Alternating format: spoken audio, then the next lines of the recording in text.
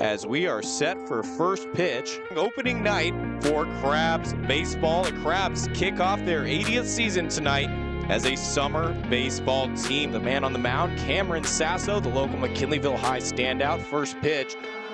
I dare you to toe that line. Got non-stop telling baby 1 through 9. Yeah. Crabs are hot, give any guy the rock. He'll strike you out with no doubt, beat you and then kick you out. Easy to say that we have the best fans right now for the past 80 years, man. Legendary franchise, several deep ties. I dare you to toe that line. Got non-stop telling baby 1 through 9. Yeah. Crabs are hot, give any guy the rock. He'll strike you out with no doubt, beat you and then kick you out.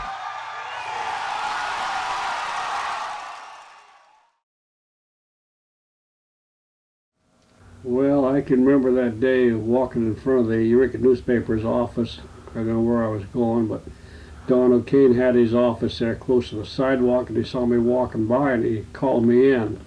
I walked in and to his desk and I asked him what he wanted, and he said, "We have to have baseball." I says, "That's really good," and he says, "You're the guy that has to start it." Up until 45, there was a local teams in about 4 or 5 different cities up there. And it was just ball players that were around. So it was nothing very competitive, so to speak. So my dad started that team, and they were all local players. And they all had major jobs. Some were in the grocery business, some were in the liquor business, some were in the woods, cat skinners, and those kind of jobs. So they all were local players, and they could all play. And they all had families. And they practiced twice a week and played only on Saturdays and Sundays. We had to get the sponsorship from the Eureka merchants and Arcata merchants and so forth, and people in the area to sponsor the Crabs, and that's how we got started, and that's how we kept going. Right. Were there some tough times as well? Oh yes, there were some bad years and good years, but we managed to keep going. When I first started, there was a tremendous amount of support from the local community.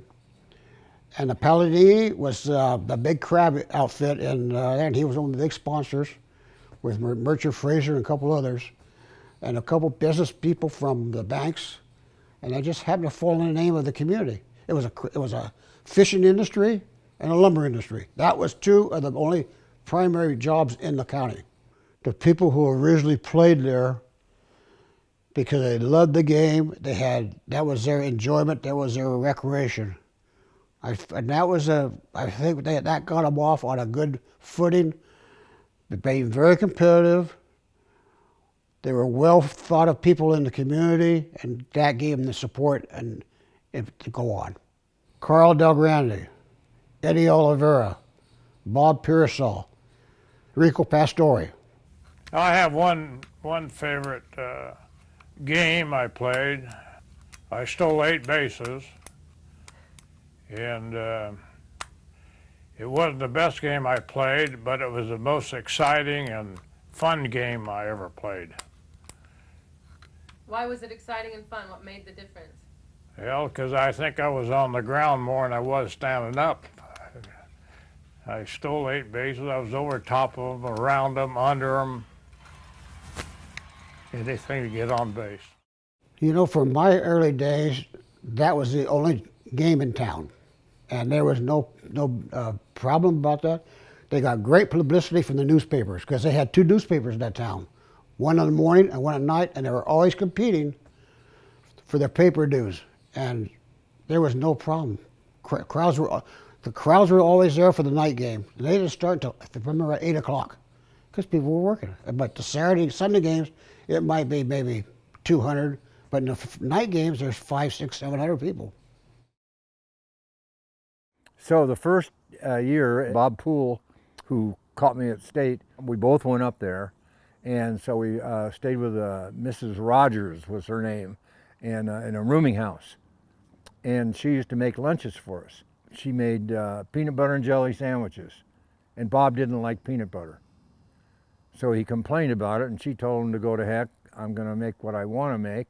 And so he said, we gotta see Lou. So we go over to his store, Bob says, well, you know, I don't like the sandwiches. And Lou says, coming back with me. So we go back where his storage area is for, you know, his extra products and so forth.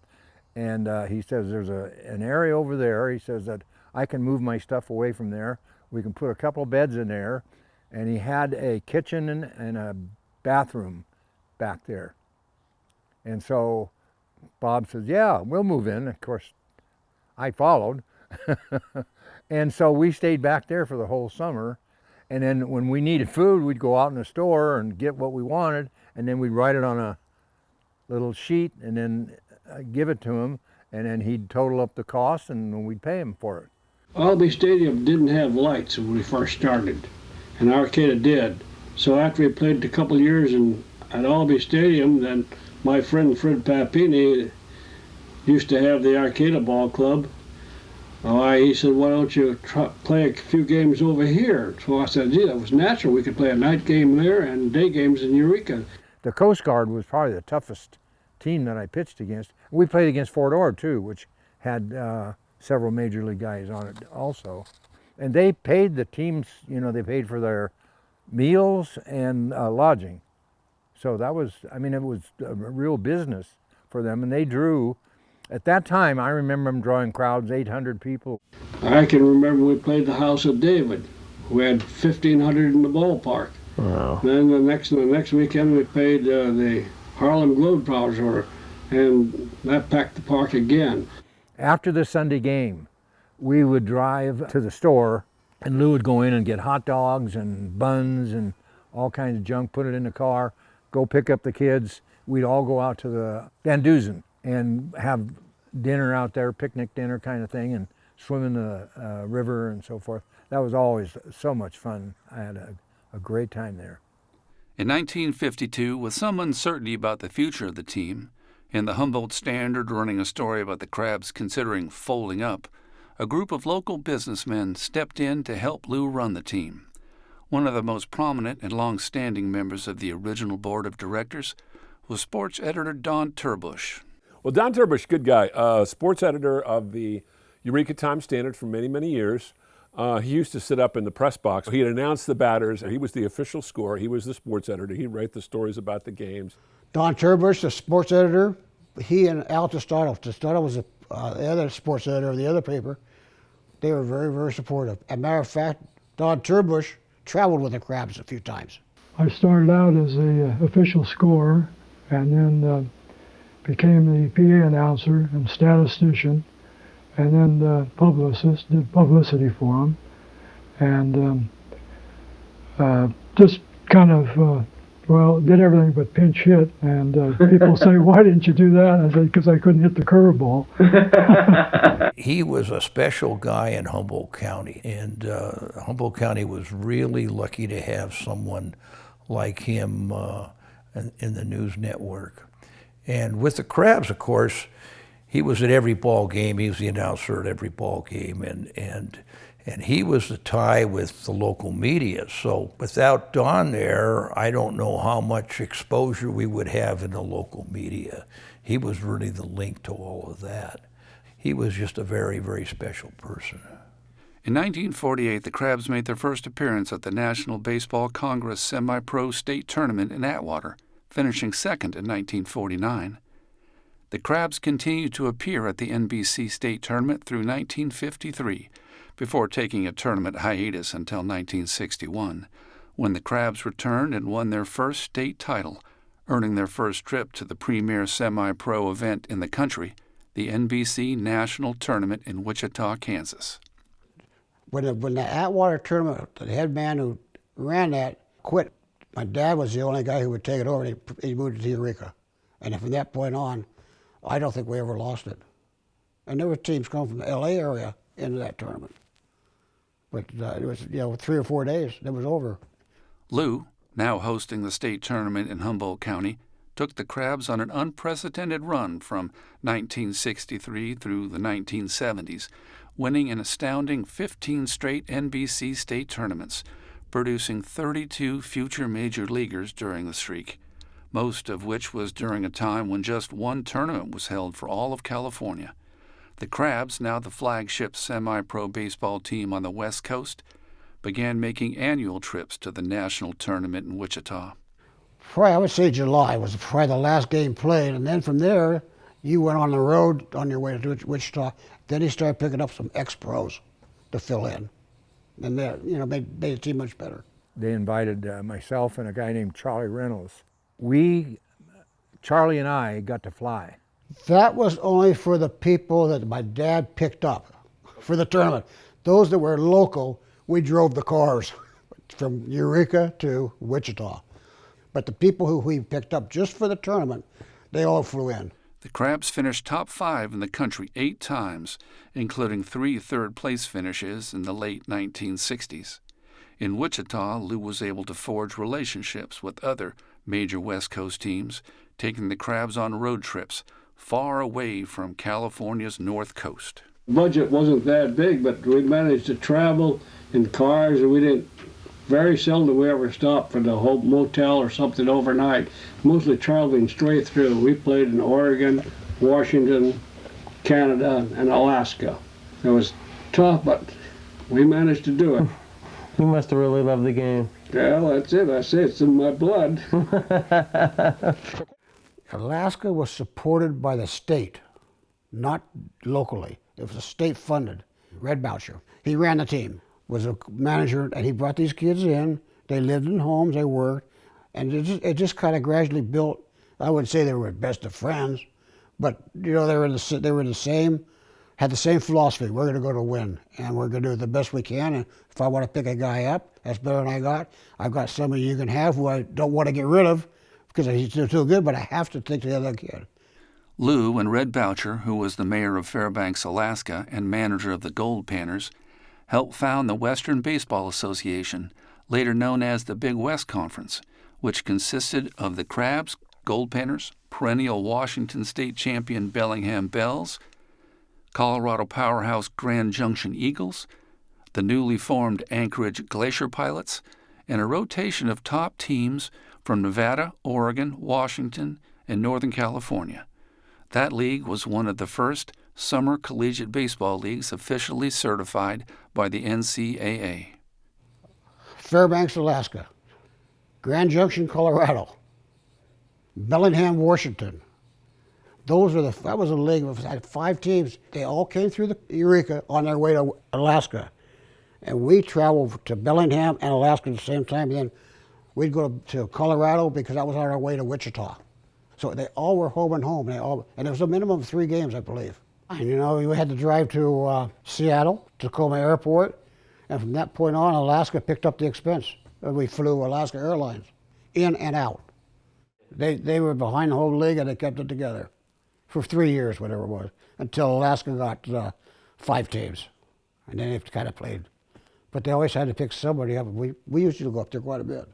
We went to Eugene, Oregon first. I pitched in relief there and came in and pitched 7 innings and stuff. So I remember that. That was the longest stint I had the whole year. Went up to Alaska and it was just really different when it's daylight all the time, but not dark. Never did get dark. So it was a lot of fun. There was good ball players on the other team, the Fairbanks team, and ours. We had 9 guys, I think, that had been drafted off of that team. When we played against them, we knew we were in for a tough battle when I was playing for Alaska. And I think we split with the Crabs. They were always tough competition. But yeah, there definitely was a rivalry there. One person who was an integral part of the Crabs team, who made all of the road trips possible, was Lou's wife, Vera. He had a wife, we had a mother who was very, very supportive. She ran the store when we were on the road in August. Playing for Lou and playing, in a way, you were part of the family. You were really part of the Bonomini family, and they would take you in. And the very fact that Lou was such a stalwart member of the community back then, you felt you were really part of the community and part of the family. They also ate at my parents' house most of the time. It was just a happy family. They were all great people, great individuals, and good ball players. An amazing dinner at the Bonomini house when Vera Bonomini, his wife, cooked a dinner for at least 8 or 10 people with big pots. It was like a restaurant kitchen, but the cook. It was amazing. She cooked for us for several nights, and then we were on our own. She was a mother to a lot of them. What a great lady, boy, oh boy. After joining the Crabs organization in 1954 as a member of the original board of directors, local businessman Ned Barsuglia took over as chairman of the board of directors, general manager and chief scout in 1967, helping the Crabs evolve from a local semi-pro team to a summer collegiate powerhouse. Ned Barsuglia came along and became kind of a business manager, and he helped my dad out a lot. And he did all the recruiting. And he did it on his own. He would go out and watch the players, say, I want this and this, and if a coach called, he says, I will take 2 or 3 players. He says, I don't care about all starters, but I want one good one and a young who needs experience. Now, a lot of times I would have to sell a player to him. And maybe you got to say, you can have my best guy, but you got to take this guy too. His numbers aren't good. His batting average is too, but he's going to be a great player. And Ned kept that going. And a lot of times the coaches would just call and say, I got so-and-so, can you use them? You know, and players coming in didn't always play the position they were playing in college. But you just give them a job and let them play. And they were happy with it. Pro ball players always wanted extra money, you know, under the table and all that crap. So I told Louis, 66, I says, hell, Louis, I think we just ought to get rid of all these pro and just go nothing but college players. You get one kid out of Oregon, one kid out of Oregon State, Cal, Stanford, even LA area. They got somebody from even Arizona one year. But coaches wanted to send their players somewhere for the summer. And that what they knew, they were playing good caliber of ball. Yeah, when we first came, that first evening, Lou took us into the back office, and he showed us the pictures on the wall, and he said, folks, these are guys, here's a guy who played Major League Ball after he played with the Crabs. Here's a guy who went on to sign first-round draft pick after playing with the Crabs. And he went around the room and showed us all the pictures and basically told us that we were a part of a real legacy of great ball players and a real tradition that we were obligated to uphold. And so it gave you a feeling of pride and a feeling of obligation to give it everything you got for Lou as much as those past ball players had done. Lou Bonomini was great. His wife would cook for us. It was just a real family atmosphere for all the players on the team. He was a family man all the way. His 2 sons, Jimmy Bonomini and Bobby Bonomini, were on the team. Jimmy, I believe, was our shortstop. Bobby was our second baseman. I played the year I graduated, yes. And I played for 12 years, I think. I used to really like Bob Bonomini, good player, second baseman. But I used to really, really hustle. I'd always beat him in to the dugout coming in. I didn't want the old man to beat me. You know, I never forget this one. So we're playing a game. There's 2 outs, playing at home, and having fun with Bob's character. And so it's a pop-up. So I call it. He sprints, the ball's not even coming down yet. He sprints all the way to the dugout. I catch it, and then he just laughs at me. See, I said I'd beat you. I got it. That guy, he was a character. God, I love that guy. And then I had to get out of it because the players were young. They couldn't go to the bars. So I would go to the drink all by myself. They're all 18, 19, 20, 21. We had a Saturday night and a Sunday day game, and I always had the Saturday night game. And in those days, the lights weren't all that great, and so batters couldn't see the ball quite as well. And also, it was a great mound and a great stadium. And the next day, my buddy Frank Klinger was the one who would get the Sunday day game. In those days, baseballs were worth some money, and you would want to. So he had shaggers. They were paid to shag foul balls. And when an umpire thought a ball was too dirty, he threw it out. Fred was our clubhouse guy, and what he would do in order to save money and get a little economy on the baseballs is he would take the balls that were used on Saturday night and he would dip them in pet concentrated milk to whiten them up again for the next day. But what we didn't realize was that when he dipped them in the milk, when that milk would dry, the seam, or that I should say the cover on the ball, would get very tight, and the ball would jump off the bat like a golf ball the next day. And Frank, who would get the day game where the batters could see the ball probably around noon, and with these, what we called them Fred's milk balls, he was pitching, Frank never forgave me for the fact that I always got the night game on Saturday night and he had to pitch the day game that following Sunday. Lou was just a wonderful manager. He was a no-nonsense, all-business type manager. He let us play the ball game. He didn't try to over-control the team or anything like that. Well, I thought he was good. I think he was organized. I think he knew you had to play hard. You know, a lot of times you're concerned with the summer teams. It's very hang loose, and you don't. Yeah, it wasn't that way. It was Lou. It was relaxed, but you wanted to win, you know. And Lou wanted to win because you had to win to get to Wichita. That was kind of the ultimate for amateur baseball, to go there. And they're from all over the United States. And then going to the national championships when you were playing the best of the semi-pro ball players around the country. There's a lot of apprehension and nervousness going into some of those games and feeling that you were being watched by, in fact, if I recall, I believe that was considered the biggest collection of Major League Scouts of any place else, any one other event in the country at that tournament in NBC during the summertime.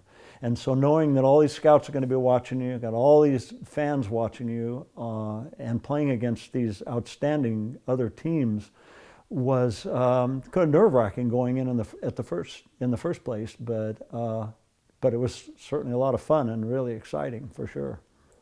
And if you played well in Wichita, you're on the radar to be drafted. No, it was the ultimate.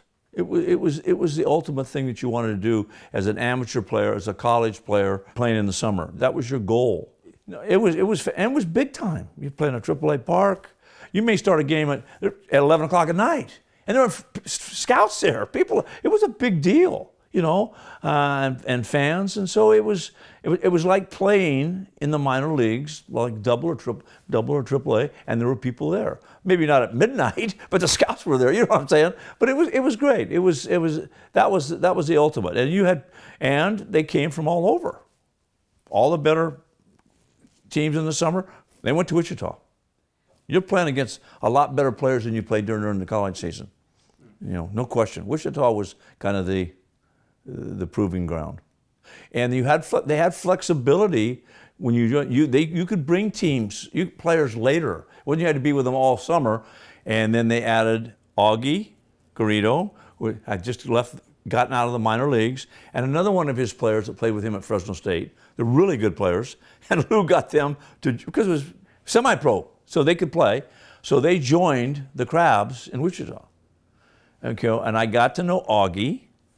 We ended up playing. He had a lot of dead time, you know. Especially we'd play cards, you know. I don't know. We played spades or whatever. It would be one of my college friends, and then against Augie and his buddy, and we became very close. He was a character, good player, you know, but really fun to be around. And then when I coached at Stanford, I always played Augie's teams, and that's a relationship that I had with Augie till he passed away. The 1966 Crabs tied for their best finish ever at the NBC tournament, finishing in third place, with Mark Marquis named to the NBC All-Tournament team, and Sandy Vance earning NBC's Sandlotter of the Year award. And then I thought, wow, this is really nice. The Sandlotter of the Year, wow, I must have done pretty well. It wasn't until my father saw the article in the newspaper that I realized what it meant, because he started looking at that award, and he said, oh my God, the first winner of this award was Satchel Paige. He said, you were given the honor that Satchel Paige was the initial winner of. And so my dad was so impressed, and he didn't get impressed very easily. That's when I began to realize, wow, this was really special. I really helped myself in being able to start as a sophomore, because we had good players at Stanford, because I had a really good summer with the Crabs and did did well in Wichita. And then that elevated my possibilities to start as a sophomore on a Stanford team that was pretty good.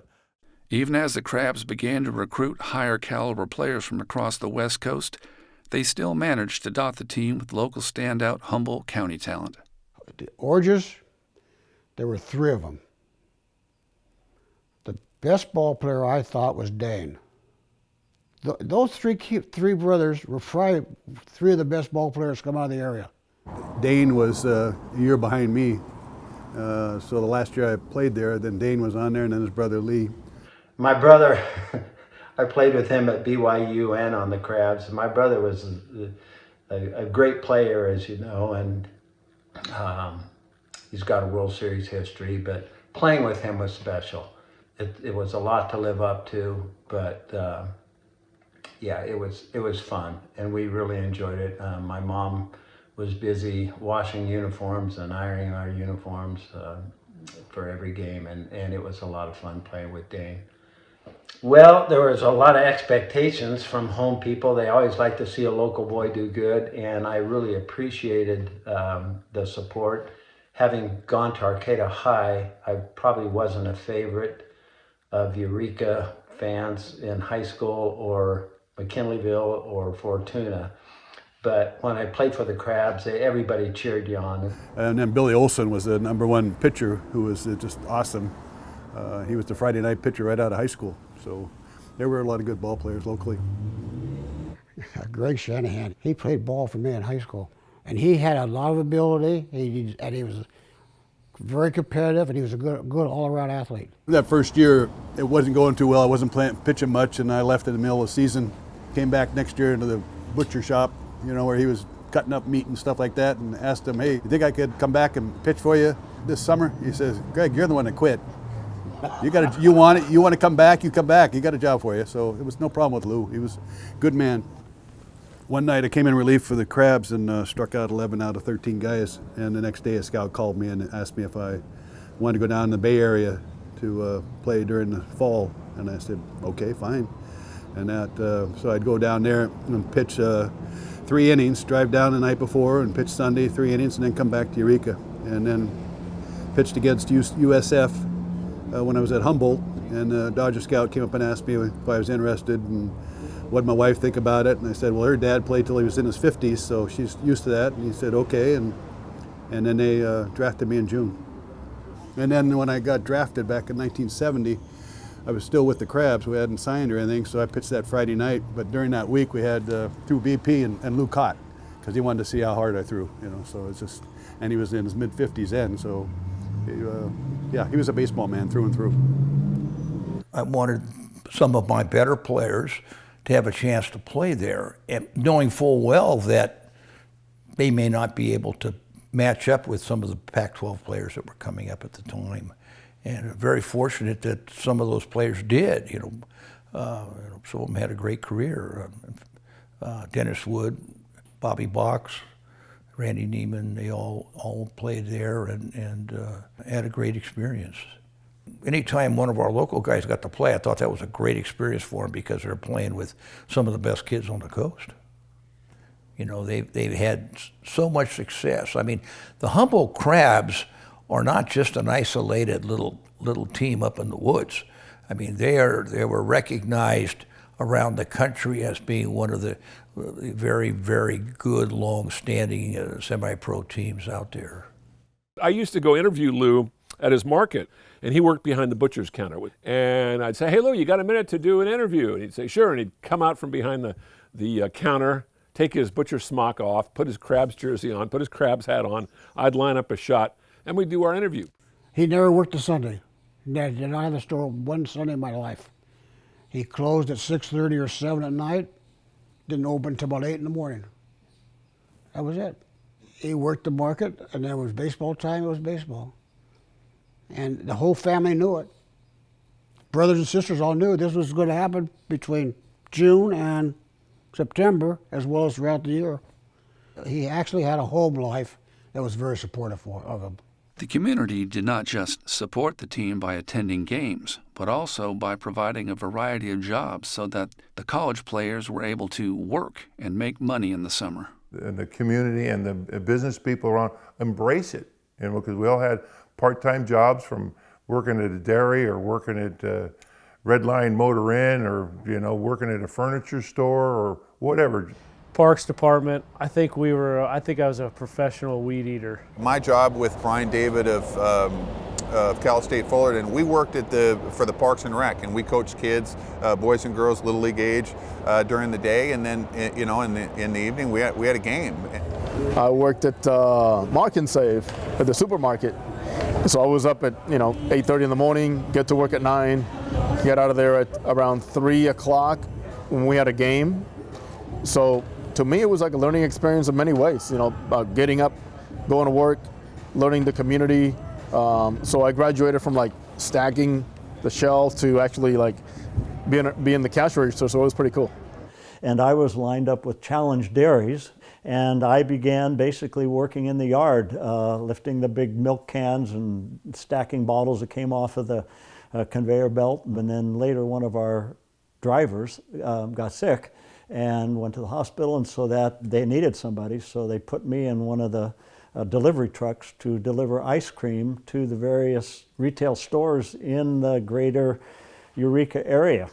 I hadn't even learned to drive stick shift yet, and here we'd given me this big milk truck, delivery truck that was all stick shift, and I had to learn stick shift that summer, and at the same time find the places I was supposed to deliver to down the back roads and country roads of Eureka and beyond.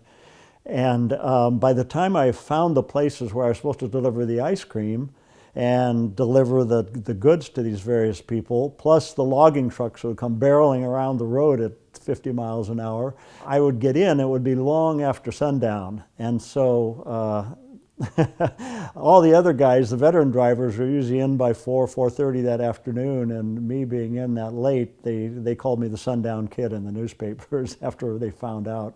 The second year up there, I worked on a gas shovel on the Eel River, and they dug up the gravel or the rocks, put it in the truck, and he drove it off. So my job was an oiler, and I climbed up the boom and oiled all the stuff and whatever else I had to oil.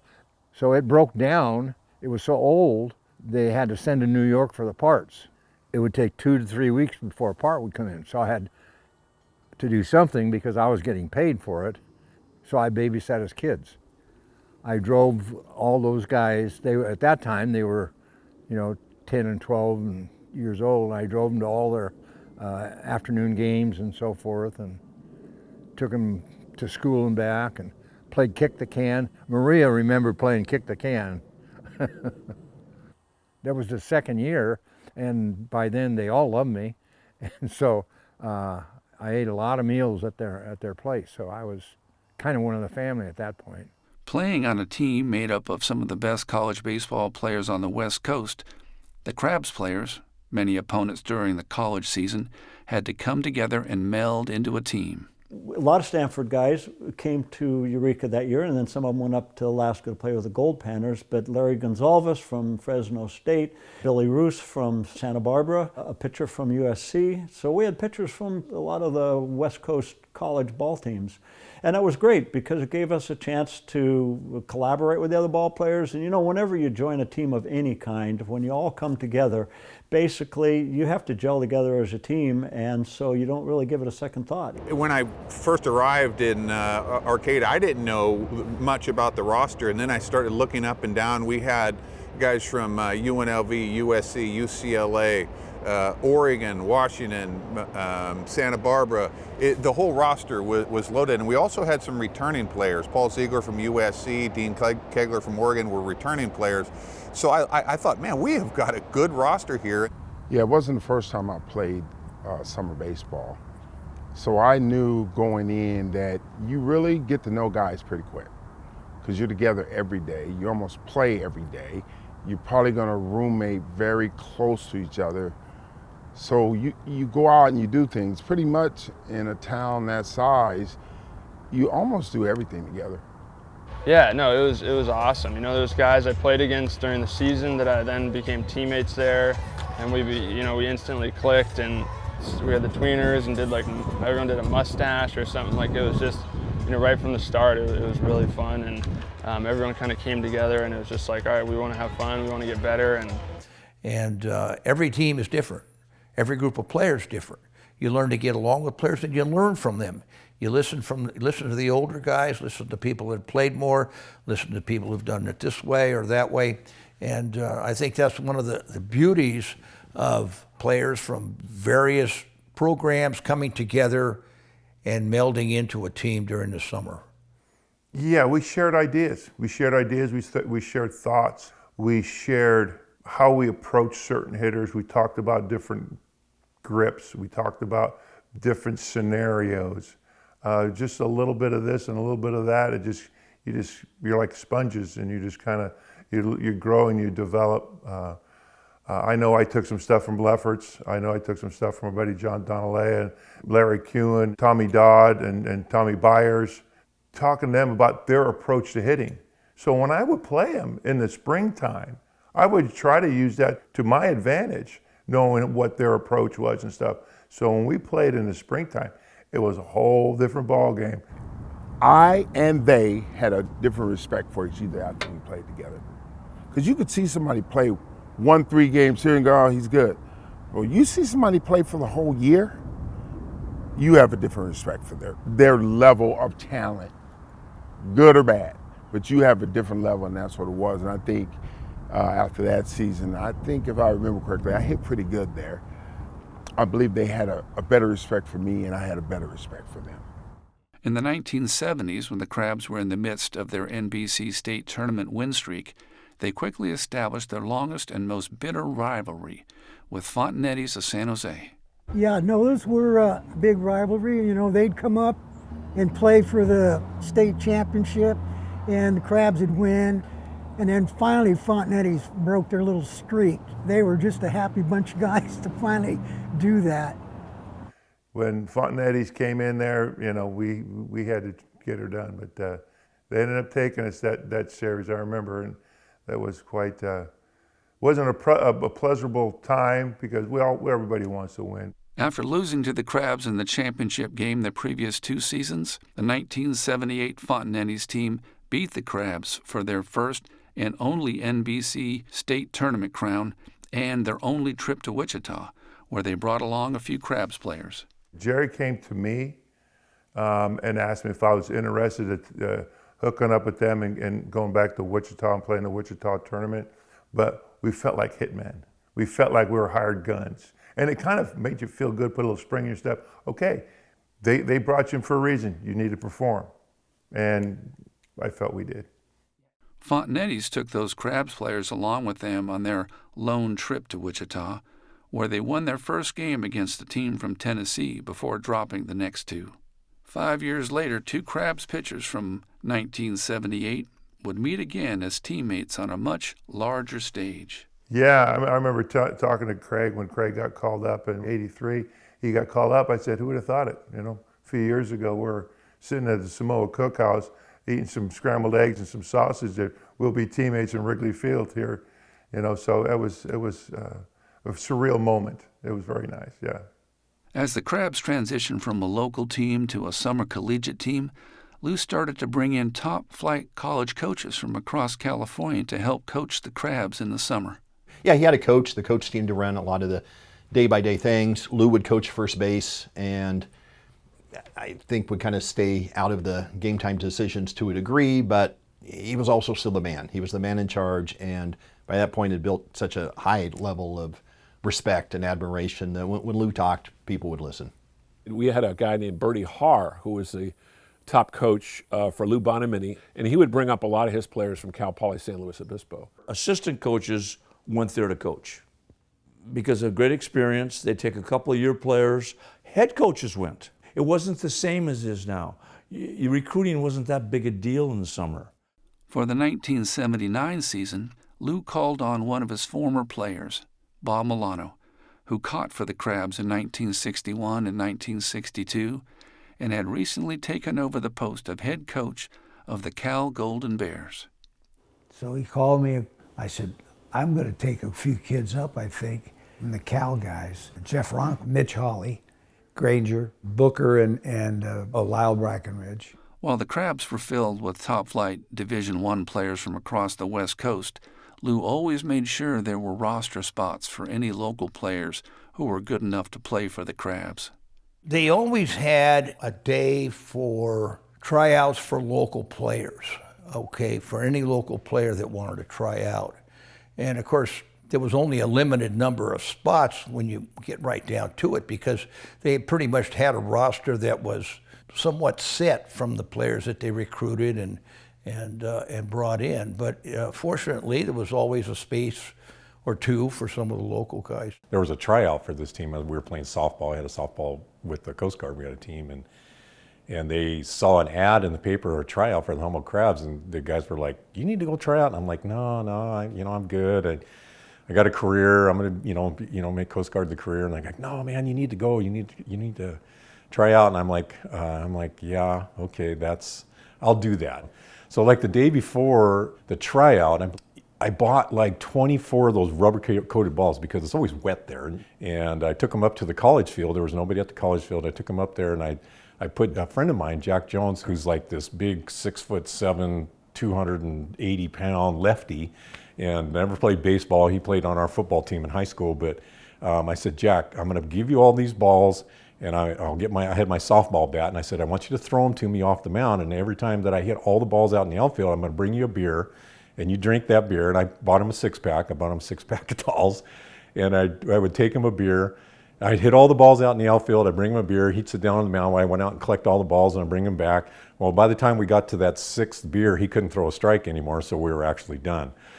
And so that was my warm-up to, and I hadn't touched a hard ball in like 4 years because I'd been in the Coast Guard and been playing softball, fast pitch, slow pitch softball. So the next day was a tryout. There was like 75 guys, I think, at the tryout. We ran the bases and hit and did some fielding, took some ground balls. And so we went through the tryout, and I didn't think really much of it. And yeah, that was kind of it. It was probably an hour, 2 hours where they ran everybody through it. And everybody came from all the woodwork, all the backwoods and all this stuff to come out and try out for this team. And the next day they called me and said, "Hey, we'd like you to come join the Crabs." And I'm like, "What? Really?" I'm like in the Coast Guard. I don't think I can even do this, And so luckily, the guy the commandant of the Coast Guard at that time, I remember him, Commander Warren, he was a friend of mine. We used to fish together. And so I went to him, I go, "Look, I got an opportunity to go play with this team. It's an every night thing. I should be able to go and still keep my duty days and do my work here and all that."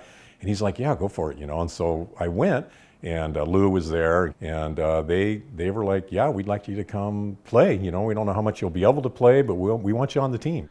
While Jack Fimple was just getting back into baseball, Coach Milano had a number of his Golden Bear players, some returners and some newly recruited from junior colleges, up in Arcata to play new positions, grow as players, and learn to play together.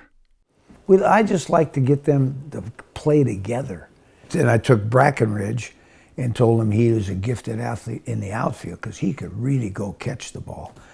And he could really steal bases. I taught him some things that we did at Cal to work on it.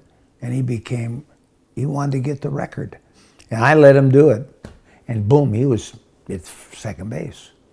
And a couple pitches later, he's gone third base. He was one. Rod was two, could really handle the bat. And he liked to hit it when they all started to move over. The shortstop's almost covering second base. He'd go in, out, and hit over that way, and we get a run. While Cal players and the rest of the Crabs were playing together every day, Jack Fimple was navigating something the Crabs never had before. That's basically the only walk-on there, and these guys were all from major, 4-year colleges. As things went on, they realized that I could play, and I wasn't taking anybody's spot. I mainly DH is all I did, and played a little bit of infield once in a while. But yeah, I was fairly new air base, and I was a mechanic. I was a diesel mechanic, basically, and took care of all the vehicles and all the generators and all that sort of thing there. And I'd been in the Coast Guard for 4 years already and knew a lot of the people. I flew helicopters with guys. So if I did have duty, I could always find a replacement or trade with somebody. Or maybe there was probably times where I just couldn't come to the game, and Coach knew that. The 1979 Crabs returned to Wichita after regaining the California State Tournament crown. Coach Milano and his Golden Bears took their experience playing together in Arcata and Wichita and brought the 1980 Cal team back to the College World Series for the first time since 1957. Back in Arcata, Coast Guard mechanic Jack Fimple had a choice to make. Ken Snyder, who was the Humboldt State coach at the time, asked if I wanted to come play at the college, and I'm like, yeah, I'm not going to play at the college. You know, this was great, Ken, but you know, he goes, you have a lot of good tools, but it's still really rough around the edges. I think that you could probably have a chance to sign a pro contract. And I'm like, what? Are you you're crazy? There's no way. So again, I went to the commandant, Commander Warren, and he goes, look, are you going to stay? And I said, you know what? I don't think I'm going to stay now. I think I'm going to get out and maybe stick around here, or maybe there's a chance I might be able to sign a pro contract. And he goes, man, just do it, go for it. And so we worked all that out where I could carry the 12 units. And so then played that year, and then played again with the Crabs, and then I played more with the Crabs since I was from a college at that point, so I got to play a lot more. And I remember being on the practice field up at the college, and then my ex-girlfriend then came running onto the field and said, hey, you got drafted. And I'm standing there at third base taking ground balls during batting practice, and everybody's looking at me like, what the heck's going on? And I'm like, see you later, guys. I'm heading to pro ball, you know. So it was pretty cool. I mean, the whole thing, the way it all worked was just, you know, not playing hardball for 5 years. I didn't play as a senior in high school, and then went right into the Coast Guard after that, and so really didn't touch a hardball for 5 years. And then 1 year with Crabs, 1 year playing college ball, and then I got signed by the Indians, you know, which was just you know, it was just a fairy tale, quite honestly. It was just like, oh, this whole thing, and I had gotten out of the Coast Guard in May, signed in June, and I was off to, you know, rookie ball with the Indians. Yeah. So it was a lot of fun. It was just a lot of fun. I thoroughly enjoyed, you know, I mean, it's just the whole Cinderella story coming from the Coast Guard, you know, and then 3 years later you're standing in Candlestick Park with a Dodger uniform, you know, just going, why, what happened? How did this happen? As a catcher for no less, you know, I never caught in my life before, and all of a sudden I'm a catcher, you know, so. During the summer, Ned Barsuglia made sure that Crabs players, many away from home for the first time, kept their commitments on and off the field. Ned was the father. He was the father of every player. Players needed anything, Ned was always there for you. I remember Ned in that he was, of course, a little more businesslike, but I thought he was funny. It seemed like he always had something funny to say. But Ned would make sure, man, if you had to go to classes, he'd make sure you go to classes. If you had a job, he'd make sure you get to your job. I mean, and he wouldn't say things you like harshly. It'd be like a little joke. You know, like, hey, going to class, aren't you, Kerwin? Oh, yeah, Ned, I'm going. During the days, I went to College of the Redwoods. So I used to have to get up at like 5:30 in the morning, catch a 6:30 bus, an hour bus ride to College of the Redwoods. And I remember taking a history class and a geography class during the summer. Every day I did that during the week. Probably get back about 1 o'clock, have enough time for maybe take a nap, and then I remember our apartment was right above the field, so we just walked right down to the field. They had to be responsible for cooking, for their meals, for showing up to work, showing up at the ballpark, being ready to play. There's a certain amount of growth that a person has there, and I think that was all part of it. Like my first summer away from home, actually the first time away from home. So it was a matter of, you know, discipline and doing your laundry and cleaning up after yourself and being in the dorms and having a roommate. You know, any time that you could be away from home and go through all the stuff, right? The cooking on your own, eating out, being away from your family, your friends. I mean, I think all that stuff prepares you. You know, having a job, I mean, working, discipline of having to show up, and made me tougher, made me more disciplined, and still to perform, you know. I mean, you have to go out there and show them what you can do day to day.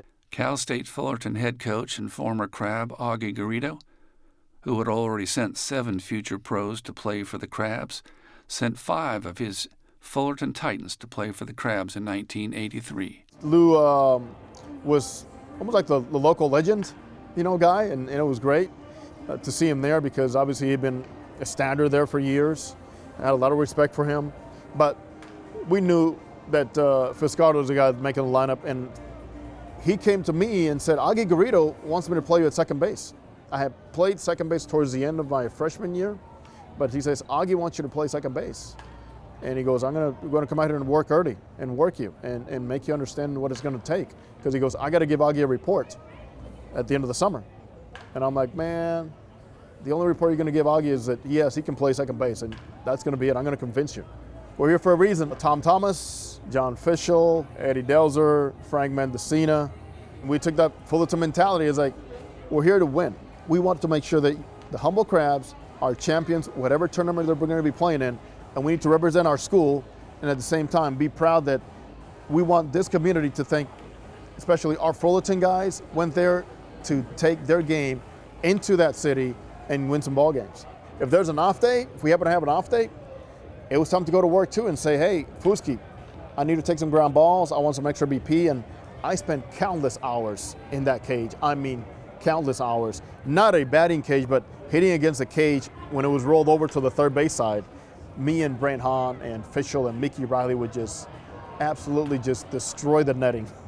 I thank God that I had the opportunity to be with people like Nick and Augie and Lou and all those teammates. Brett Hahn, a 16-year-old kid, was a catcher, and he's my roommate. We moved in with a family, and I just couldn't believe the skills this guy had. And playing against college players, and obviously the teams that we played against were all some retired guys and some, guys that still think they had it at age 30, 35. So they came after us pretty hard. It's like, all these college kids, let's show them who they are.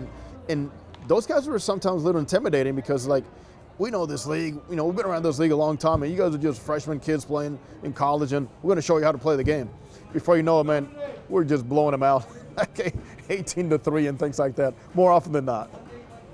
But I think overall, we took, Fishel, Thomas, Eddie Delzer. Who would have thought that we're playing one summer, in Eureka, and then we're celebrating the World Series just a year later. It's pretty crazy. Yeah, it was a cool little ballpark, and it was right off downtown, so it was easy to walk to. It had a nice little grandstand, a little concession stand. Arcata City Hall was just beyond the right field wall. The field was kept in immaculate condition. We were already working on the field and mowing it and taking care of it. Got a full-time job in '74, and the Crabs would play. We just would line out the field. Lou came up and he asked me, can you water the field and do the batter's boxes before the game? And then he'd come out there and start watering the infield. So he'd be on the first base side. I would drag the third base side. And then when I got done, I'd stop and he sprays you, and then he'd, start doing the third base side. I'd get done and get off, get the hose, give it a quick sprinkle again. And the Arcata ballpark, there's nothing like it. You have a freeway right there in left field. You've got the scab, as we used to call it. Yeah, the scab in right field. It's gone now, so the right fielders can't play tic-tac-toe. They play tic-tac-toe out there, They'd make the thing and one guy'd leave an X, and then the next inning, the next guy'd come out and he'd put an O somewhere. And it's really a cool place to play, and it's a great place to spend the summer. It had its own character, let me put it that way. And it was different for the players too, because that ballpark's a hitter's ballpark. You have short porch in right field, you got a terrace in center field, and then every now and then you break a windshield out on the freeway. There's always something going on, and the Crabgrass Band, and that was just part of the unique history and flavor of the program.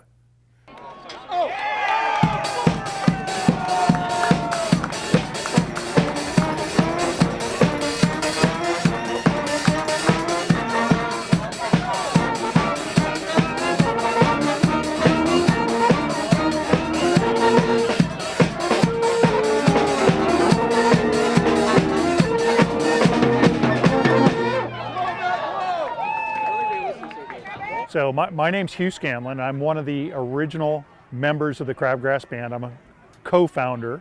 We consider everybody that started playing with the band in that first year of 1983 to be a co-founder of the band. The band really started with the Crabs were playing here, and there were a bunch of students from Humboldt State that were musicians, and we were here for the summer. I'd talked to some friends of mine who were musicians and saying, hey, you know, what would you think about going and playing at the Humboldt Crabs baseball game? They were interested. Crabs management said, well, we can let you do that. Come on in and we'll give it a try. I was really inspired by going to San Francisco Giants baseball games in the Bay Area. And back in the old days at Candlestick Park, they used to have a little Dixieland band that would go through the stands and play. And so I said, you know, that would be a lot of fun. We could do that. And so we sort of came to the ballpark here, got together with the Crabs management, and really made the Crabgrass Band happen. There's a lot of unique things about the Crabs, obviously, but there's nothing like the band. I mean, boy, the one-liners they'd have, and just getting on the other team, and the songs and the spirit. You could tell the night the band was in the stands, the energy there. Every time an umpire would maybe miss a questionable call, Three Blind Mice would be played by the Crabgrass Band. That was one of the songs that would always stick out in my mind, and how they would needle the umpires and obviously needle the opposition. But then also, if you weren't bringing your A game, you know, you might get needled as well too as a Humboldt Crab player or coach for that matter.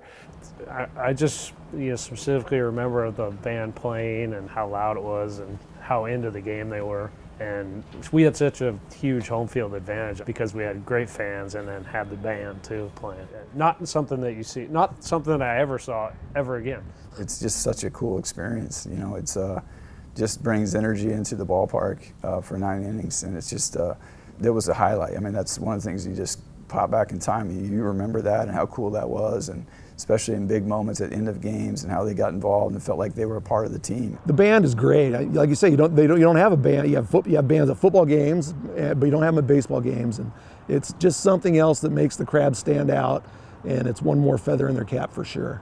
They're a good ball club. They're a lot of fun. The crowd is a lot of fun to be here and play for, and they appreciate us playing, so that's why we come here. It has been just an incredible experience, and who would have thought back then that we would have become the institution that we had. We get a lot of really positive feedback from the crowd, a lot of positive feedback from the Crabs team, and I think we're one of the memorable experiences of being a member of the Crabs ball club, as well as for the fans coming to the Crabs ballpark. When we first started, we were a pretty small group. We had a percussion set, a drummer basically playing a kit, a couple of trombone players, a couple of trumpet players, a tuba player, and then we'd have other folks kind of come into the group, and every year we've continued to sort of expand our group, and it's just been a fantastic experience for us, and I hope for the crowd as well. It's great to come out and watch baseball here at the ballpark, and the Crabs are a good team, and the crowd keeps us coming back. It's great.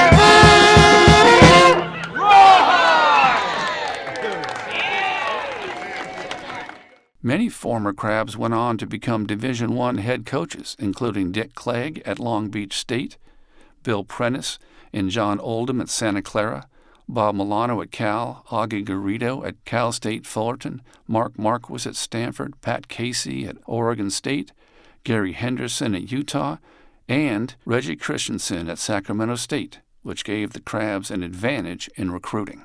At that stage, Lou had had a lot of Stanford players. He kind of knew, then he would say, what do you think? And then I'd ask the player, what do you think? Would you like to go there? Obviously, I knew that program. Would you like to go there? I could say a positive thing about it because I had been there. And he took good care of the players. That was early in my career at Santa Clara, and I didn't have very many connections. But I had one in Eureka. And part of your recruiting was that, hey, I'll find a place for you to play in the summertime. John Oldham had pulled me aside, said, hey, want to set you up here. I played there myself. I know the guys that run it, so I knew he was going to take care of me. They all had a good time, and that's part of the reason I kept sending him back. Plus, you know, I had a real good relationship with Lou and the Crabs, I felt. You can get in a little trouble if you over-recruit. Then you have guys sitting. Because you have the flexibility, you're better off to take what you need. A couple guys get hurt, then you get on the phone and try to pick somebody up. So you don't have to overload. That's a risk you take, even with a regular college team. You got 30, 35 players and you got 20 position players. Well, you got 7, 8 guys don't play. Summer ball, that's not good. And Lou never did that. I mean, you didn't sit. But you had the flexibility if somebody got hurt, you can bring somebody else in. You know. I told the guys, when we get a call to get 2 or 3 of you guys there, it's the right place to go. You're relaxed. It's another good place. They get you good food. They do everything for you. And if you want to work for a job, they'll find one for you. Then when they go back to whatever school they were going back to, they're going to be better off. That's critical for a coach when you send them out in the summer. You want them to be able to play good baseball. You want to win and everything, but you also, it's a chance to meet some other people. Birch Beaner, who had pitched for me one of the last years I coached up there, and he said, I'll tell you what, he said, one of the things about players that played for the Humboldt Crabs is that every single one of them returned home a better baseball player than when he went up there. No, they all came back. They had a great time, as I had up there. We're happy with the experience, and it got me more recruits because they would speak positively about their experience. And Augie would ask me questions about what went right, what went wrong, what could we do better in preparing players to go there. He used me and Fitzgerald and Delzer and Mendocino and Tommy Thomas to at least give him some feedback. And then he eventually knew that there was the right place to send some guys.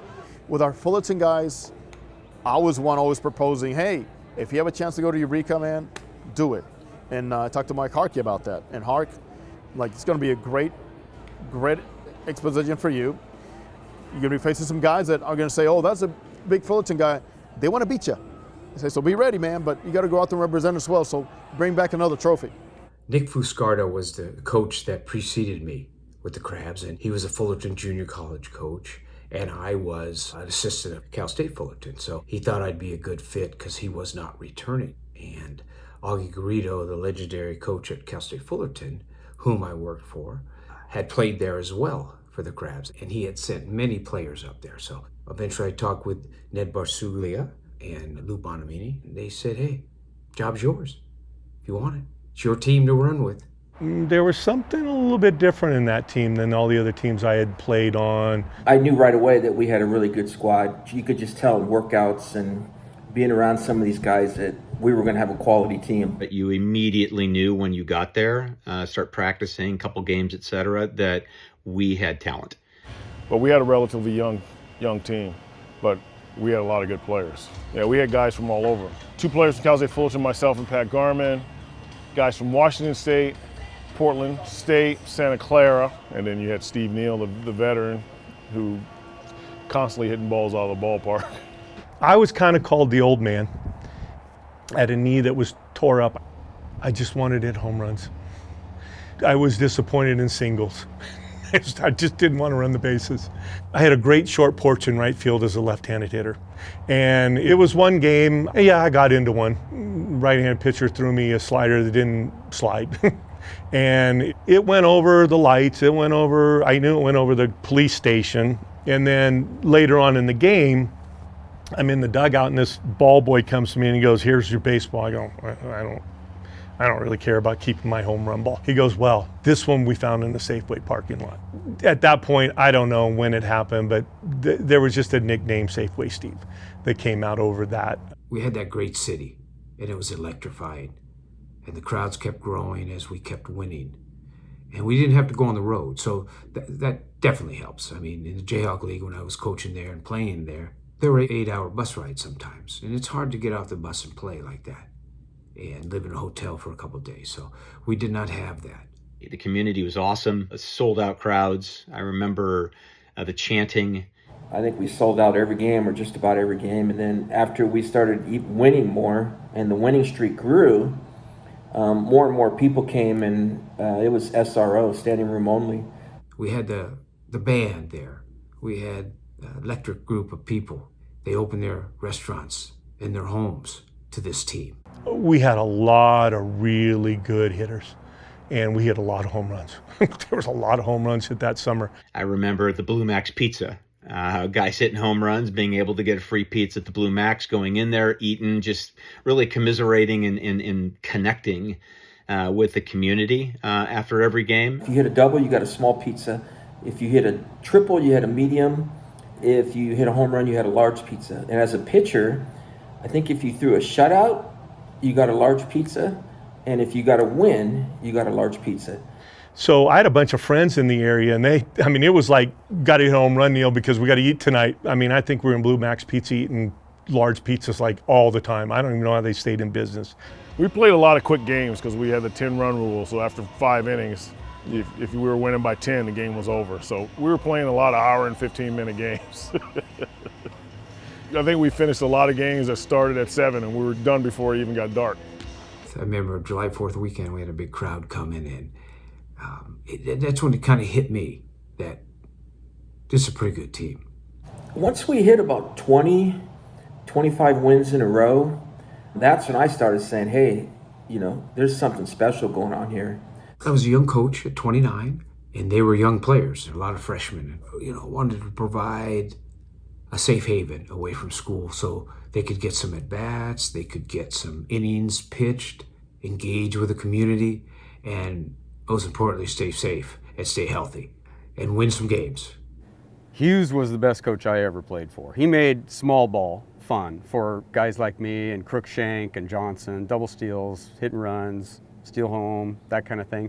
I mean, for a small guy, Hughes made it just incredibly fun. It was just fun. And then every day we knew we were going to win. I mean, we always came to the ballpark thinking we were going to win.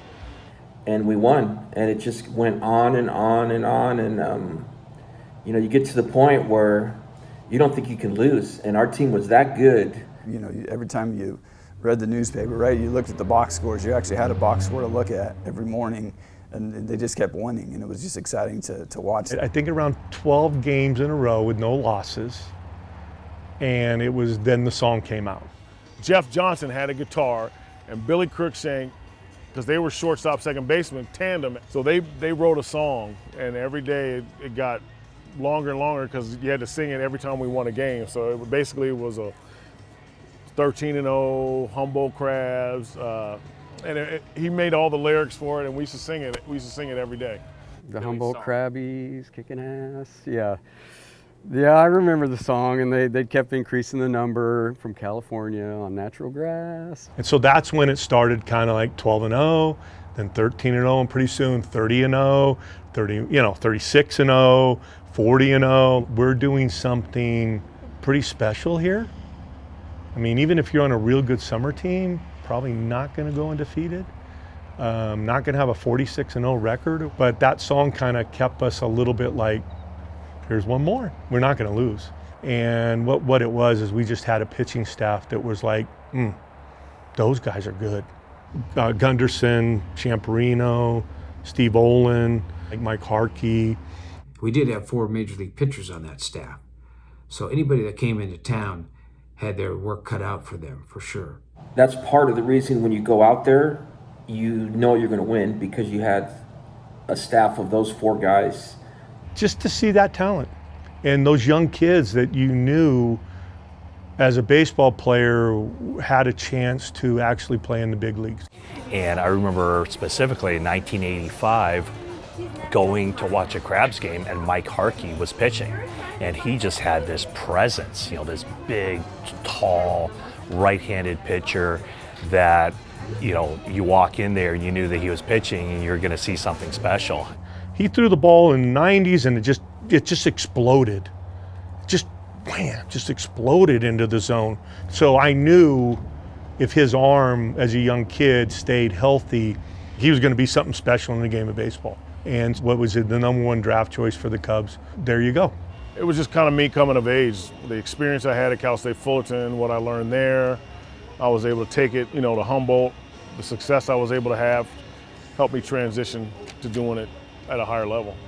One of the trickiest things was keeping this team, on track, because we kept winning and we kept winning big. So Lou and I would talk about things, and really we had some depth to this team, which helped. Couldn't do it with 9 guys and 4 pitchers, so to speak. So we had depth, but we had some local talent that really helped us as well. John Clark, and he was at College of the Redwoods, great little center fielder, but could run like the wind. I mean, that kid, and he wasn't going to be our starting center fielder, but he turned out to be our starting center fielder, and he did very well. I felt like I earned it. I really did. I hit well that season. I could always go catch it. I definitely felt like I should have been the starting center fielder on that 85 team. I deserved it. The local guy, he's really got to outplay him. I deserve to be the center fielder on that team, no doubt. Bo did a great job of getting everybody in and getting everybody a sufficient amount of at-bats and innings. We had a lot of good hitters. I know we hit over 300 as a team. Our pitching staff, again, was lights out. Everybody contributed. That's what made it so special. You want to keep them energized. You want a safe haven for them, and you want them healthy. So the depth we had to a man allowed us to do that. And so Kurt Gritz is a guy, like you said, because of circumstance, here's a guy from Humboldt State, and he got a chance to be on that team. That was cool to see those guys that were also mixing in and they loved it. They didn't care about their playing time. They just loved being part of the atmosphere. And if they got playing time, they were happy. So we mixed up the lineup. We put them in different positions in the lineup to give them some experience there. We played them a few different positions. We practiced, had some fun at practice a couple days a week, and we just kept things light. One of the people, one of Ned's friends, I think it was, worked for the forestry and would take us up there to go frogging at night. That was Riley Baxter. Riley Baxter was an old guy that used to hang around the ballpark all the time. I think Ned kind of hooked these guys up with Riley. Riley drove a cat for Simpson Timber Company. He was a Blue Lake guy, and so he would take them out at night gigging frogs with these little spears. And we'd have to wait. Obviously, you wait till it gets dark. And I still remember Billy Crookshank. He had a stick, and he would wait to see the eyes, and he would hit the frog, and he would take the frog, and he'd put it in his pocket. At the end of the night, he had frog legs sticking all out of his pocket. And then we took them home. And the guys all talked about it, and Riley would cook them up and everything, but yeah.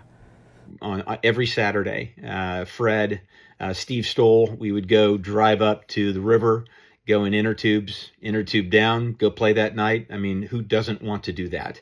But most of the time, we just hung out in our apartments. I mean, we all, probably like 5 or 6 apartments right around each other, and we just went back and forth from each other's apartments all the time. Playing games and just hanging out. I tell you what, by the end of the summer, it was a pretty close-knit group of guys. Yeah, we did a lot of things together, and that's important to the success of your team, is staying together on the field and off the field. I was just trying to enjoy finishing my days playing baseball, and that included everything that we had. I was right in the middle of all those flip games. I just enjoyed the whole atmosphere because I knew it was coming to an end shortly. And so I wanted to end just with the love of the game and being out there with a lot of young guys that were trying to make it. The connections between everybody when they come from all different colleges and they come to meet new people in a new city. They were like a band of gypsies that blended together and became a band of brothers. And they played off each other. And it was fun to watch. It was fun to sit back and manage. We go to our last game, and it's a Sunday game. We had already taken 3 games from this team. It was like we ended up losing that last game. And we lost to a pitcher that was, we probably beat that guy 99 times out of 100. It just nothing went right for us that day.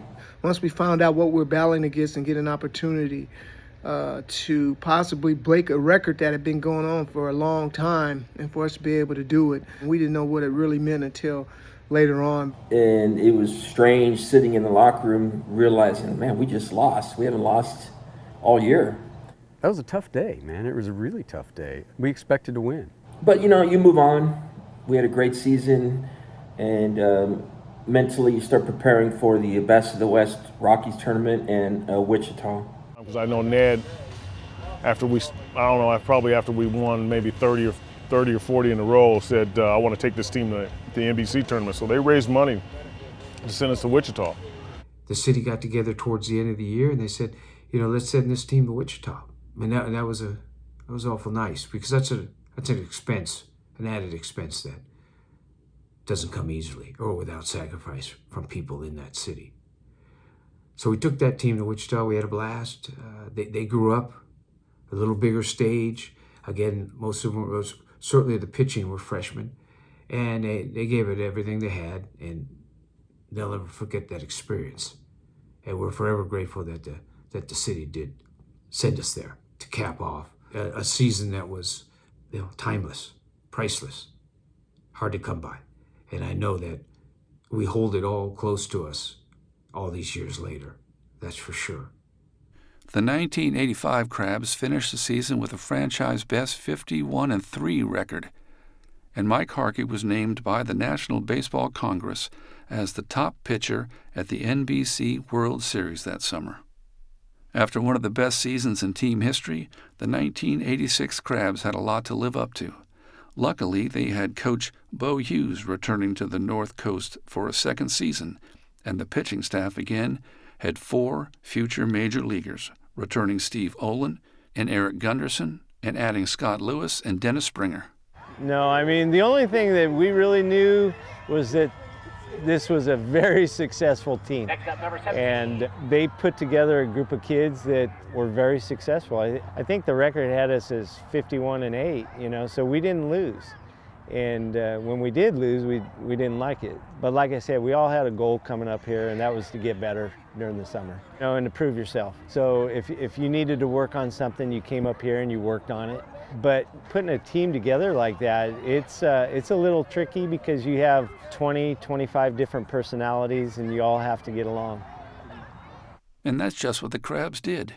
After finishing the regular season with a 50-4 record, the team flew to Hawaii for the U.S. Open tournament that capped off Coach Hughes' 2 years of coaching the Crabs with Lou. Lou Bonomini was the longtime coach of the Crabs, and he turned it over to a few of us in his later years, and he just loved helping where he could, and he was a wonderful man. And I'm so blessed that our paths did cross. And we'd sit on that bench sometimes next to each other, and we just look out on the field and watch that team do their magic. It was pretty impressive. He got respect because he earned it, and he got love because of who he was. He was what I would like to call a craftsman amongst builders. And for me, without hesitation, he is the face of that organization through 80 years. If you wanted to put one on it, he'd be it. And his wife, Vera, giving, gracious, unconditional support. She always wanted to make sure you had enough food. And I used to love to go to the snack bar afterwards, the concession stand, and say goodnight to her. They were the type of people who you really wanted to be when you grew up, so to speak. They were wonderful. In '87, I got out of football, and the timing just happened to be right. And Louie and Ned came out and said, we'd really like you to come on board. And I said, okay, I'll do it on one condition. I'll do it if Louis will stay in for one more year. So he did, and I did. We talk about the players, we talk about lineups, we talk about all the things that go on behind the scenes. Yeah, it was great having Louis there because it was somebody I could bounce things off of, and we looked at things a lot the same way. So the feeling that it was going to be in Tom's hands was good, and you know what a weight to take on though. You know, all of a sudden you're running the Humboldt Crabs. The year I took over and Louis was still there, Shorty Ames walked through the gate one night and I said, you'd be interested in helping out as an assistant coach. And he was really a big part of the program, not only as a pitching coach, but he was a tie between the players and the fans and Louis and I. So he was kind of the glue that held part of it together. He was a real help. And so when Louis walked away the next year, still I had Shorty there, and Shorty was a guy I leaned on. As the season went by, you could almost kind of feel a sense of relief, like, yeah, the Crabs are in good hands and they're going to keep going here. Some friends that I had met when I moved up here asked me if I wanted to play on the HSU club team, and so we used to play CR. Like most coaches, you're looking to see who's going to pitch against you, and I see this guy down in the bullpen warming up, and I thought, oh shoot, they got a pitcher. They were not used to somebody from Loyola Marymount coming in and throwing like that against them. I think we played the club team 4 or 5 times that year, and we beat them every time, but it was like 2-1, 3-2. And Tom asked me to come play for the Crabs, and I said, well, I'm working full time, I can't really do that. He goes, well, we play all home games. I said, let's give it a go. And so I go to Ned, and I said, Ned, I got a guy that would really like to play, and I think he can help us. And he says, well, who does he play for?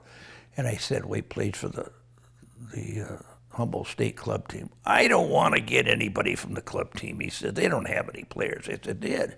I said, Ned, I promised the guy a uniform. I'm not going to give him a uniform, he said. I said, then I'll give him my uniform. So he moaned and groaned and brought him. So we start the year, and it's Sunday afternoon, and we're ahead by a run. It's the last inning, and they got the bases loaded, and I can't remember if it was 1 out or no outs, and I brought Matt in in relief. And Matt could do some special things. He threw hard, he threw strikes, he left-handed with a little funky motion, and he could throw inside. All the things that a great reliever could do, and he was good. He was good. In that instance, he blew away 3 guys, boom, boom, boom.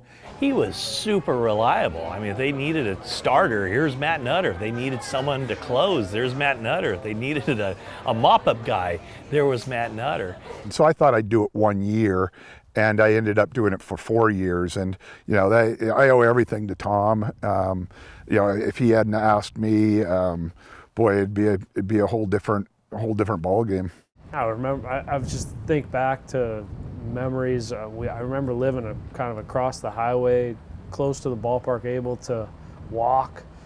I remember having a job, working for the city. I remember playing all home games. I don't think we didn't travel at all. Doubleheader on Saturday, doubleheader on Sunday. So it was kind of a grinder schedule, but it was fun. Mike made catching look easy. It's not easy. Believe me, it's not easy, particularly when you don't know the pitchers very well that are throwing to you. I always let catchers call the pitchers, and I tell them, just get together with the pitchers, and you decide what you would like to call in what situations, and it's your ball game. You run it. And Mike just made it. He was a natural. He threw well. He received the ball. He was a good receiver. Just made it look so easy, and it's not. Basically, I went there to keep playing. I mean, I had a really good sophomore year at Gonzaga, and then carried that over into the Crabs. And then with the Crabs, I mean, I'd never played in front of that many people, so that was obviously an exciting thing too.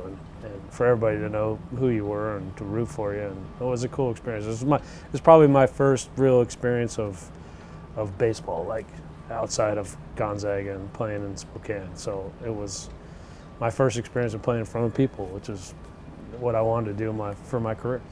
I think it definitely prepared me for what I was about to, embark on, which was, signing with the Marlins and going through minor league baseball. I was ready for it. I was ready for it because I played in Humboldt and got a little taste of that.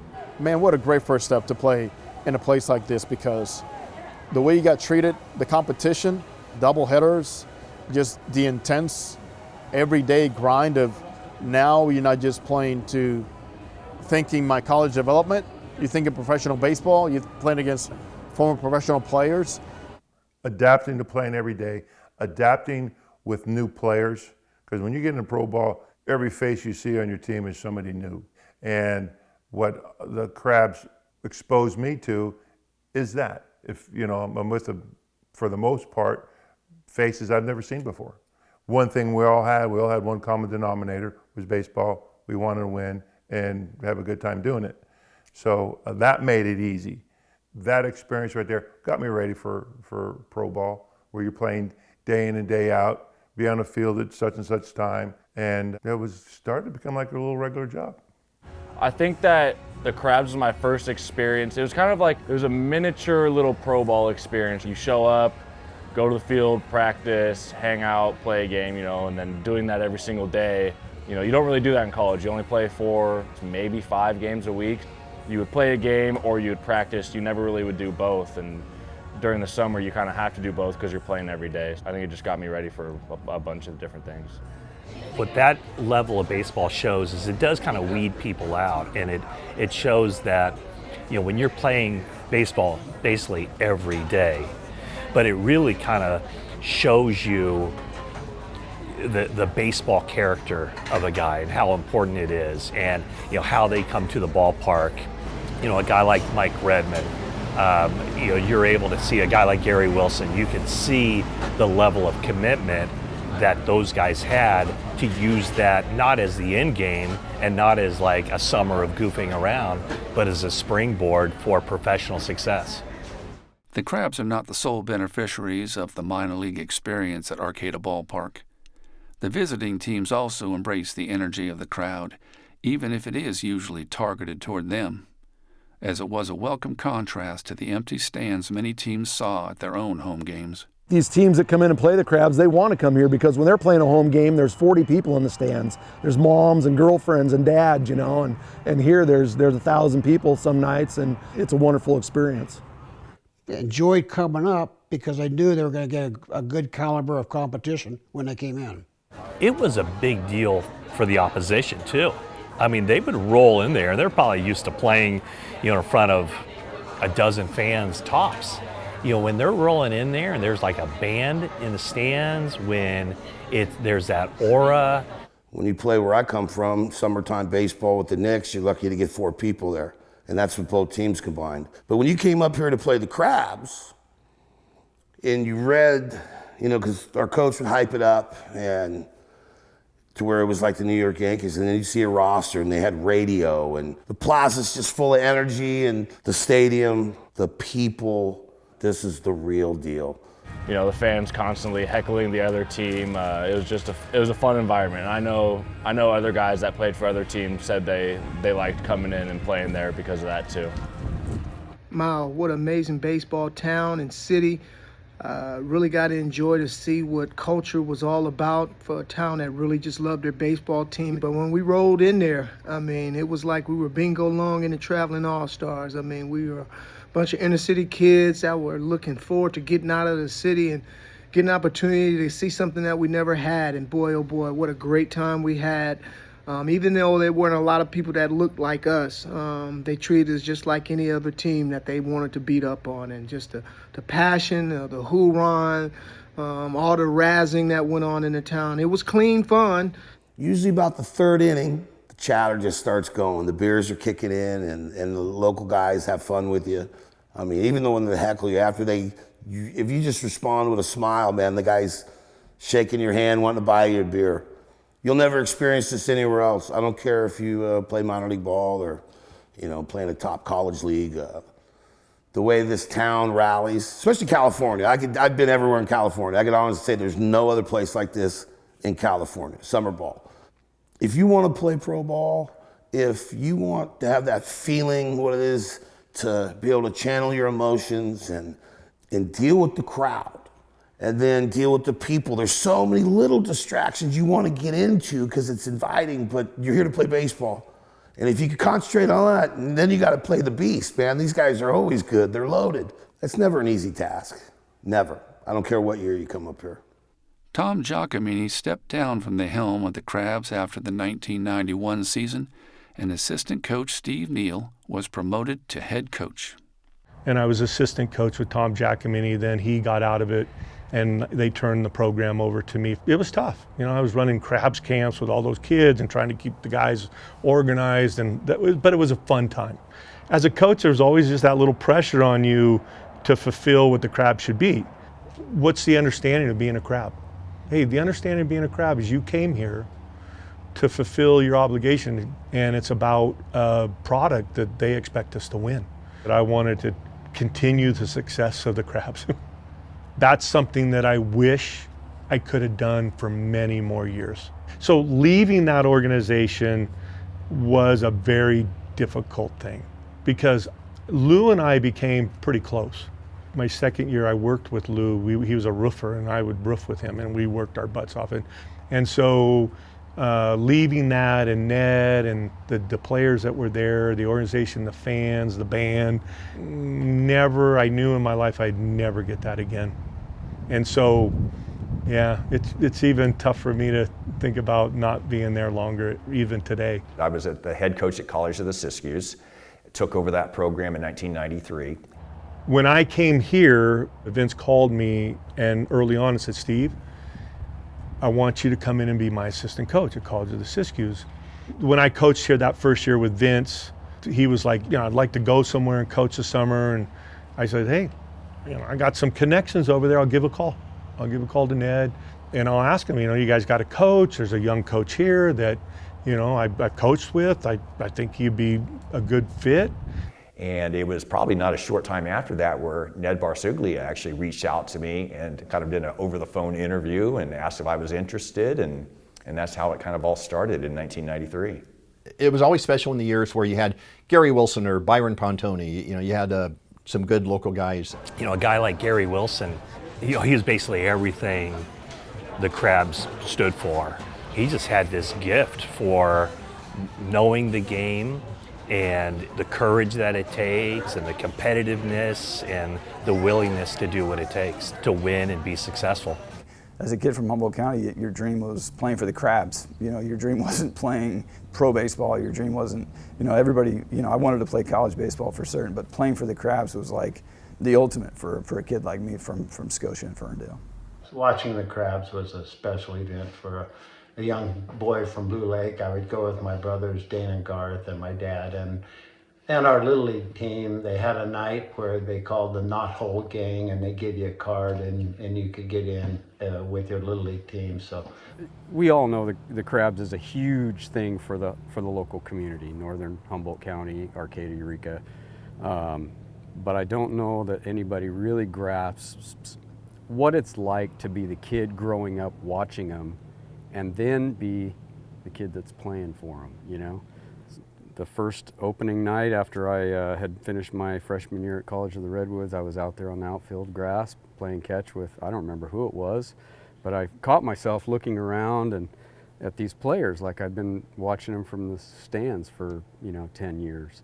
And all of a sudden I realized, I'm one of these guys, and I've got to get ready for this game. So that was neat for a kid growing up or a fan, and I was a baseball guy from the time I was 8 years old. It's just a neat experience to go watch guys. They look like major leaguers when you're 10. They looked like major leaguers when I was 19, playing with them, right? A lot of them. So. I remember one year we had a kid from College of the Redwoods, a North Coast guy, Scott Eskra. When he took batting practice, I had never heard that sound before. It just sounded different off of his bat. Physical guy that could just mash the ball. The one summer that he played with me, I think it was in '95, where he went off. Well, I think when I played, some of the best players on that team were local guys. You had, Scott Eskra, one of the best players I ever played with. Guys like Steve Fish, who was playing at College of the Redwoods at the time. I was a freshman at College of the Redwoods. Didn't know what I was going to do for the summer, and I had a pretty good year, really good year as a freshman. And generally, freshmen from junior colleges don't get a chance to play for an organization like the Crabs. And fortunately, I was given a chance and was able to kind of step in right away. I remember my very first appearance was a relief appearance, and I came in early and threw about 4 or 5 innings. And then from there, I just became a starter right away and literally had a chance to be a Friday night starter. And I had my career numbers through college and college summer ball here, and which just gave me a chance to go on and play at a very high level. When summer baseball is concerned, if there's one start of the week you want, that's that Friday night start. He took that Friday night opportunity and maintained it every year that he was with the Crabs. You could always count on him giving 6, 7 solid innings. He was a bulldog. Having a chance to pitch as a freshman and then playing with all those Division I guys, what it did is it spread the word to all the Division I schools on the West Coast, because everybody kind of wanted me to come play for them. So all the guys that I played with that were at Pacific or St. Mary's or Fullerton or places like that, the word spread really quick, and eventually all those coaches started contacting me, and it was actually kind of a distraction for a while, especially in junior college, because I spent all my time on the phone with different organizations, and Redwoods all of a sudden was put on the map as a college baseball program. It was one of the most humbling things I'd ever gone through, was getting a chance to speak to all these coaches, especially coming out of high school when nobody wanted me out of high school. I came out of Oregon, I was a shortstop, barely got recruited at all. I just finally got a call in August, right before my freshman year, from a junior college coach here in Eureka. He said, come on down, and I did, and just made the most of it, and then playing for the Crabs just put me on the map. I had a coworker at the Times-Standard. He worked in the composing rooms, a guy named Matt Gatlin, because he was first in line every year to get Crab Seasons tickets. And for every Matt, there were 300 other people out there with the same kind of level of intensity. They couldn't wait to get back, and they had to get their season tickets. And you saw them sitting in the same spot year after year. What other town has that? We've been Crabs fans for 45 years. 50 years. 50 years. Lou Bonomini was an old friend of ours, and we just like baseball, that's all. We always say, when are we going to come out? You're going to go to the game tonight? Everything else stops. We got to go to the Crabs games.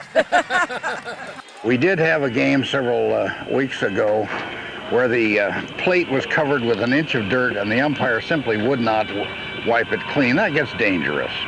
And maybe he got his back up because we were hollering, but at the same time, if the pitcher can't see where the plate is, he's going to throw a ball and hit somebody and hurt them. Doc was there. He was there at every game. He had season pass number 1 for multiple years. I don't know how many years he had season pass number 1.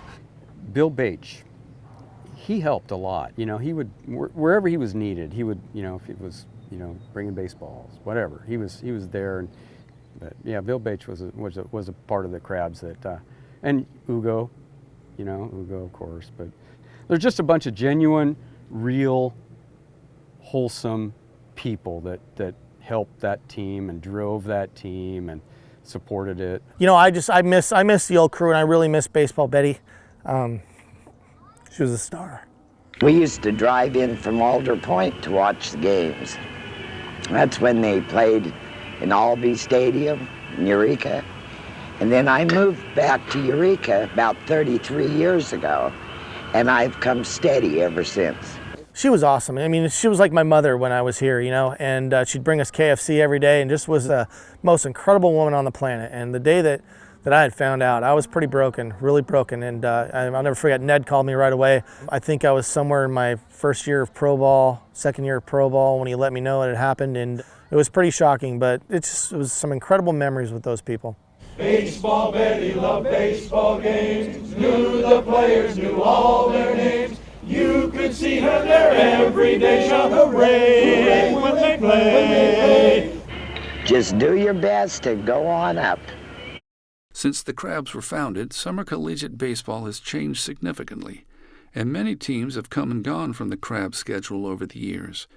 But in the 60s, 70s, and 80s, a few teams became mainstays and rivals, including Fontanetti's, the Lodi Guild Wines, El Cerrito Cardinals, and Sacramento Smokies, each with their own long-standing owners. Fontanetti's, the El Cerrito Cardinals, the Smokies, those were the three main ones back in the day, back then.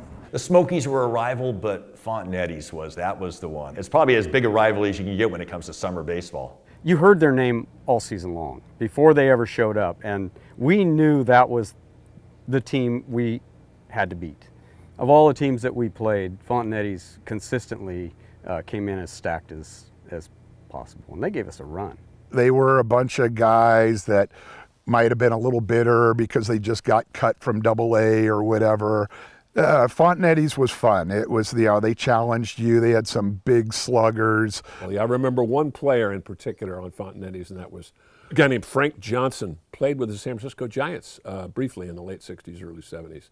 Pretty good ball player. And they had older guys that were really, really good, some with some professional experiences. They always talked about going up to play the Humboldt Crabs. It was an experience. I remember the talk coming up, oh, we're gonna go play the Humboldt Crabs, be ready. It's like, and they would talk about it for weeks of how many fans, the umpires, the band, you're gonna get heckled. You're playing in a men's summer league, so you're playing at, high school ballparks. It's hot, there's 5 people in the stands, and then you come out to Arcata and there's, 1,500, 2,000 people with the band, and everybody's, it's an experience for anybody. This is what it's like to play at a higher level in front of a bunch of people, which adds a whole nother level to the game. There definitely was a rivalry, and the fans loved the rivalry. There was a little special buzz in the air when some of those teams came to town. They were kind of a semi-pro slash, they weren't 100% collegiate. So they had some players definitely, and they'd always have a ringer or two pitch in. They'd have a couple ringers out in the field. So they were always a test, and it was a good team to get the guys going and get the blood up a little bit. And then they had another group of guys from the Bay Area that would come up, and I think their nicknames were Thunder, Lightning, and Bolt or something like that. And they were just the biggest characters in all of baseball, and one of them was the fastest typer in the world. Like, there were all sorts of events that just made going to these games so special. Good evening, Eureka. It's kind of funny to me, but people always ask, say, Mingo, man, how in the world do you type so fast? And I always tell them, hard work. Hard work. What do you bring to the team when being out there? Well, a lot of experience, a lot of enthusiasm, the will to want to win and never quit.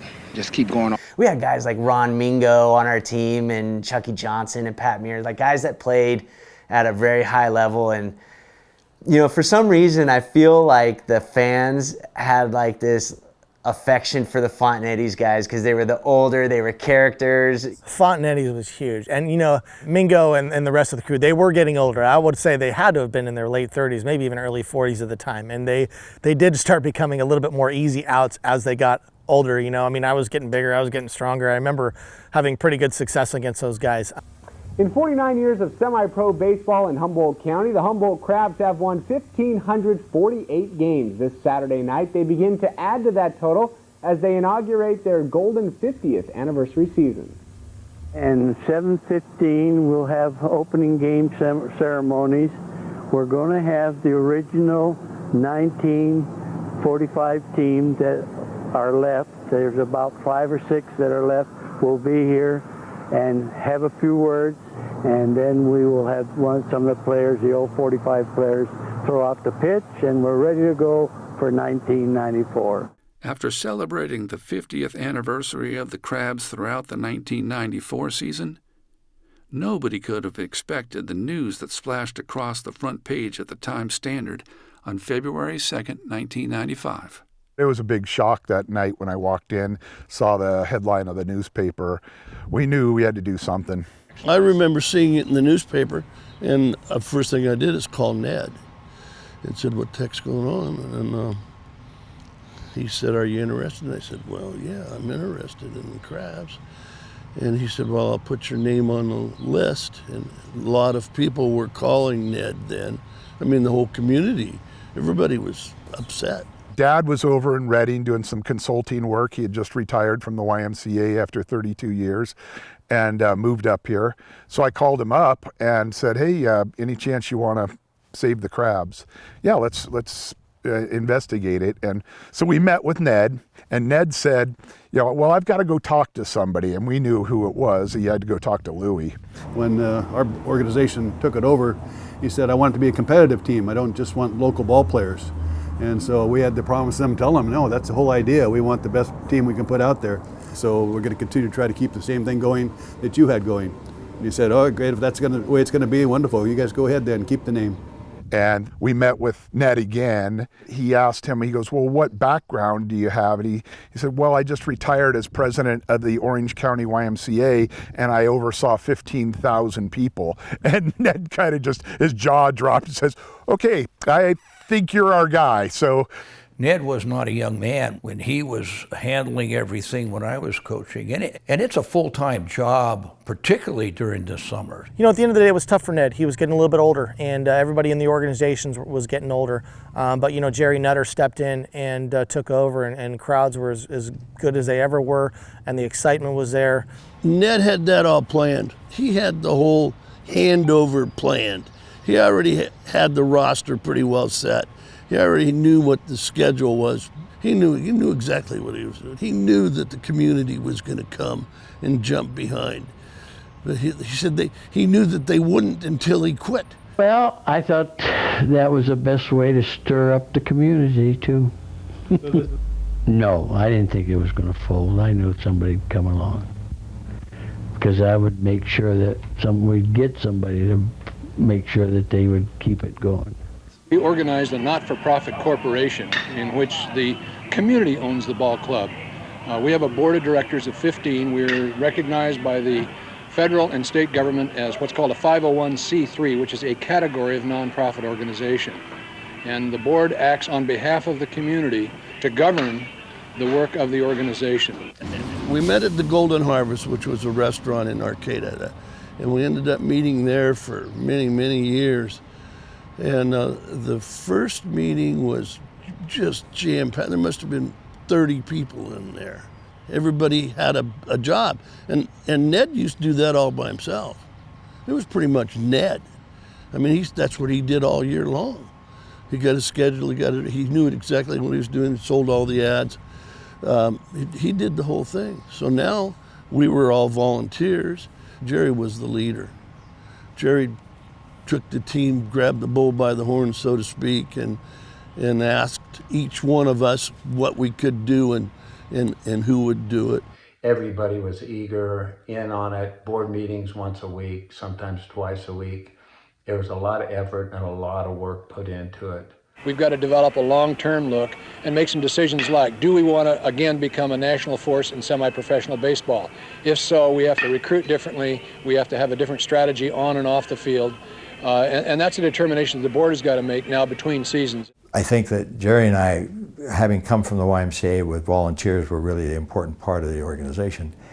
They became so in this organization as well. And that was that we don't need anybody coming and sitting in a room and telling us what should be done and then going away and hoping that we're going to do it.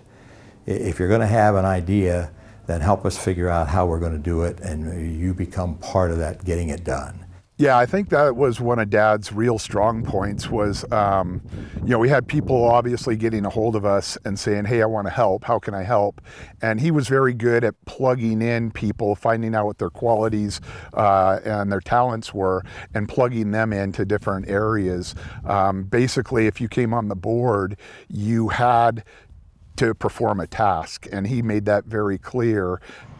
Jerry asked me if I would do job placement. Well, I've been working, around this area my whole life, and I knew pretty much everybody in the construction business and the waterfront and that sort of thing. So he asked me if I'd do it, and I said, yeah, I'll do whatever I can to help. Once we moved up here, I was literally moving into my house with the moving van when Jerry was at my house saying, I want you at the next Crabs board meeting, and I have a job for you to do. I said, well, I'd like to get the piano into the house first, okay? So his enthusiasm was infectious because he was so passionate about it. It wasn't the baseball as much as the idea that this was so important to the community. You felt a pride about being a part of it, helping it continue. My hat's off to Jerry Nutter and all the people that rallied around him and supported the program over the years, because it's not an easy job. What makes it easier there, it goes right back down to the community supporting it. I mean, the fans that show up, the people that are willing to come, they send their kids to camp there, and it just keeps steamrolling generation after generation. And that's really what made the program special. And I felt like the board was really always focused on what was going to be the fan experience and what was going to be the players' experience. And I think that was where the focus should have been. The new Crabs Board of Directors also followed a trend that had started in minor league baseball in the early 1990s and commissioned a new logo, a cartoon crab named Krusty, who has gone on to adorn jerseys, hats, shirts, and programs, and has become one of the faces of the team, especially for young fans. And then the board, we kind of decided be nice to have somebody local to coach us, if possible, because then we don't have to bring them in. They're looking for a new coach, and he wanted me to come interview, and we did that. They told me to step outside, and I stepped outside for a few minutes after the interview, and they came out and said, you're the new Crabs coach, and I was, beside myself. I was very excited and worried and nervous and everything that goes along with it. We've had a good season. We had a lot of fun. We raised a lot of money for the community, and as a baseball team, I think we've had our down spots in the season, but 29-9 is a very respectable record. It's about 750 winning percentages, and you're not going to find a lot of teams across the country that have that kind of winning percentage. In 1974, the Crabs followed the NCAA and National Baseball Congress when they transitioned from wood bats to metal bats. In 1999, the Crabs Board of Directors made the decision, along with the rest of the National Baseball Congress, to return to wood bats. Yeah, it was great. These kids want to come in and swing the wooden bats. It was funny, the first year I think that was the first year when we were 45-3, and we hit 1 home run the whole summer. So it was a big difference for these kids swinging the wooden bats, but that's what they want to do, I was looking back on it going, why wouldn't we do this when I was pitching? I mean, an aluminum bat at that ballpark on a Sunday afternoon with the wind blowing out to left. There were some high run games, but that was one of the cool things we did as far as the crack of the bat. I'm still not used to when I go to a college game and hear the ping, ping, and I know Dad just hated that, but the crack of the wood bat, it was fun to watch the guys try to make that transition as well. It separates the men from the boys for sure. It's a big difference swinging the aluminum bat compared to the wooden bats, and if you can get the kids to buy in to the wooden bats, and that's the next step, is doing that, and the next level, that's what you're going to be doing. So why not get a summer or two of doing that before you move on? One of Dad's favorite things was we brought Mingo, the Fontenetti's. Jerry had let Mingo go. Mingo was 50 or something, and Jerry finally had that conversation with Mingo saying, hey, we just can't do this. You've been on the team for 30 years or something. And Ron is no longer with us, man. He's playing 50 and up league now. If he doesn't want to coach, he wants to play, and he just can't play on his level anymore, And Mingo wasn't happy, and so he got a hold of Dad, I think, or vice versa, and so we brought Mingo in for that series, and Fontenetti's didn't know about it. He snuck into the park, and then where the Crabs little clubhouse there, I walked by and I stopped and I had to back up and look in there, and he's standing in there, and I'm going, oh, I thought he was just visiting. And the next time I see him, he's still in there, but he's got a Crab uniform on. It's going well. We're on target, on game, and Fontenetti's doesn't suspect a thing. And playing first base, number 001, Mingo. And first base, Ron Mingo, and he came running out of the clubhouse, and the jaws just dropped on the other side over there. Oh, man, he got me with that one. You set me up, too, man. All you guys, the coach, everybody. Unbelievable. I had a big conversation with him, telling him to come back up here this year, and he's gone. He's out here. Unbelievable. Just a matter of time. We'll get him. Yes, yes, yes, yes. Ron Mingo has a spirit. He brings something to the ballpark that we don't see a lot. He's on fire out there. Some guys haven't even spoke to me yet. They're so shocked.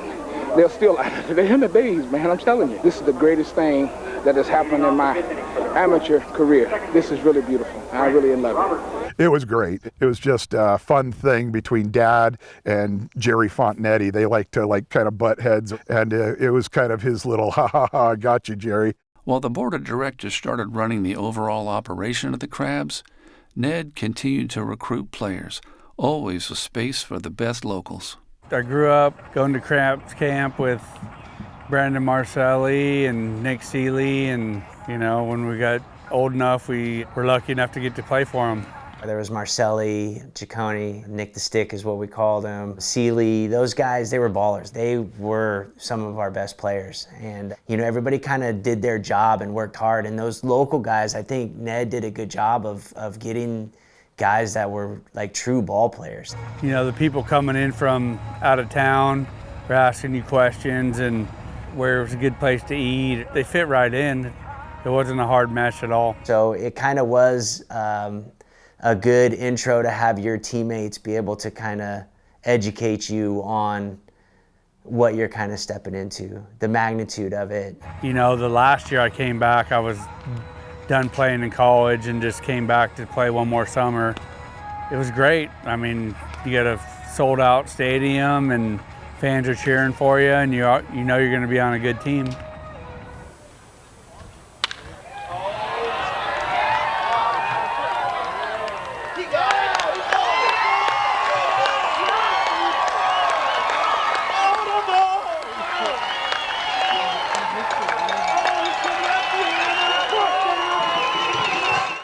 I always felt we had to bring back a couple, 2, 3, 4 guys from the previous years just because they knew the ropes and they knew the tradition. Yeah, I think we had Brian Blauser, Adam Carr, a couple guys who had been playing in college already, pretty good players. First time seeing them, you're like, man, these guys are good. And then by the end of the summer, you kind of realize that you can compete with them and you can be just as good. So I think it gave me and Bobby a little bit of hope that hey, we can be okay in this and we can get better and be a starter and help Fullerton win. Being able to lean on some of the guys that have been there before to kind of bring you in almost instantly, like, hey, you're family now. Once you put the hat on, it is what it is, and we're going to go out there and we're going to play baseball to the best of our abilities, put on a show for the fan base that is supporting us. And not everybody was an everyday player for Cal or Stanford or Oregon State or whatever. But, baseball's a play game. You don't get better if you don't play. You talk about it all the time. It takes at-bats, innings pitched.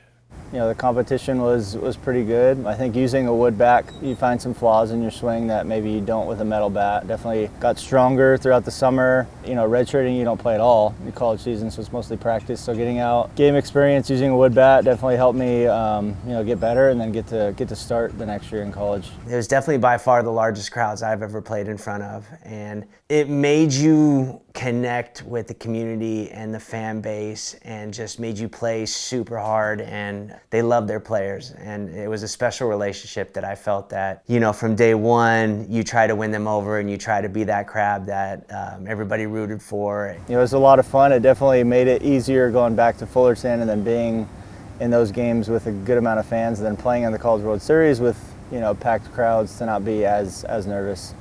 To have an impact on other players coming in for their first year and to hear them look back at those moments, because at the time they're just your teammates and they're coming in and you're not sure how you're impacting them. You're trying to tell them, hey, this is kind of how it was last year. This is cool. This is what we did. And a lot of them took it back to college with them. And it was neat to get letters from parents and the guys down the road when they said, hey, boy, after that season with the Crabs, I was a different ball player, and that was rewarding in itself. It's unique in that there's a fan base. You feel like the San Francisco Giants when you're up here, you feel like a big leaguer around here. They treat you that way.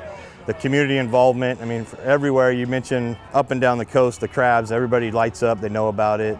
The fans are rabid here, and you got people that have been coming to the Crabs games for 40, 50 years, and it's wonderful support. And the community, it's all about the community and the kids, you know, and you see the kids here and they're smiling and having fun, and it's a family atmosphere. I think it's just a wonderful place to play.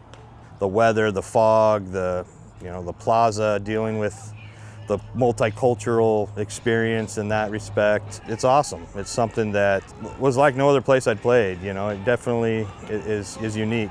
Hey guys, there's going to be kids asking you for your autograph, and I know you're not used to that per se at your college or, you know, high school ball or whatever, but, you know, you got to take the time. If you went 0 for 4, you are going to stop and you're going to sign autographs on the way out, and they got it. You felt like you were a professional. I've never been asked for an autograph in my life, and you know, during that time, you know, little kids would come up to you and ask you for your autograph. It just kind of put baseball on a whole nother level. As a kid growing up in Humboldt County, you were a Crabs fan before you were an A's or Giants fan, and to a kid in Humboldt County, these 18, 19, 20-year-olds were major leaguers to us. It was huge if you could get an autograph from one of these players or get to know one of these players. And even now, this ball that I got signed by Tim Reimer and Nick Ciccone when I was 4 is still my favorite baseball, no matter how many balls I've had signed by more well-known baseball players. And that's how important it was for these young kids, and how much it sticks with you. Nice. This is what I'm talking about. Like, you know, playing baseball and you know, playing at Sac State, a great program, but just the connection with the community and the fans and the kids was just on another level when you went up and played for the Crabs. It was special. Owen has on one of his favorite shirts of the summer. Show us your shirt, Owen. What does it say? Fluffy says, "Click the spit." Where'd you get that shirt? The Crabs. Oh. When I was growing up, my mom worked with Ellen Barthman and Randy Robertson, who were on the Crabs board.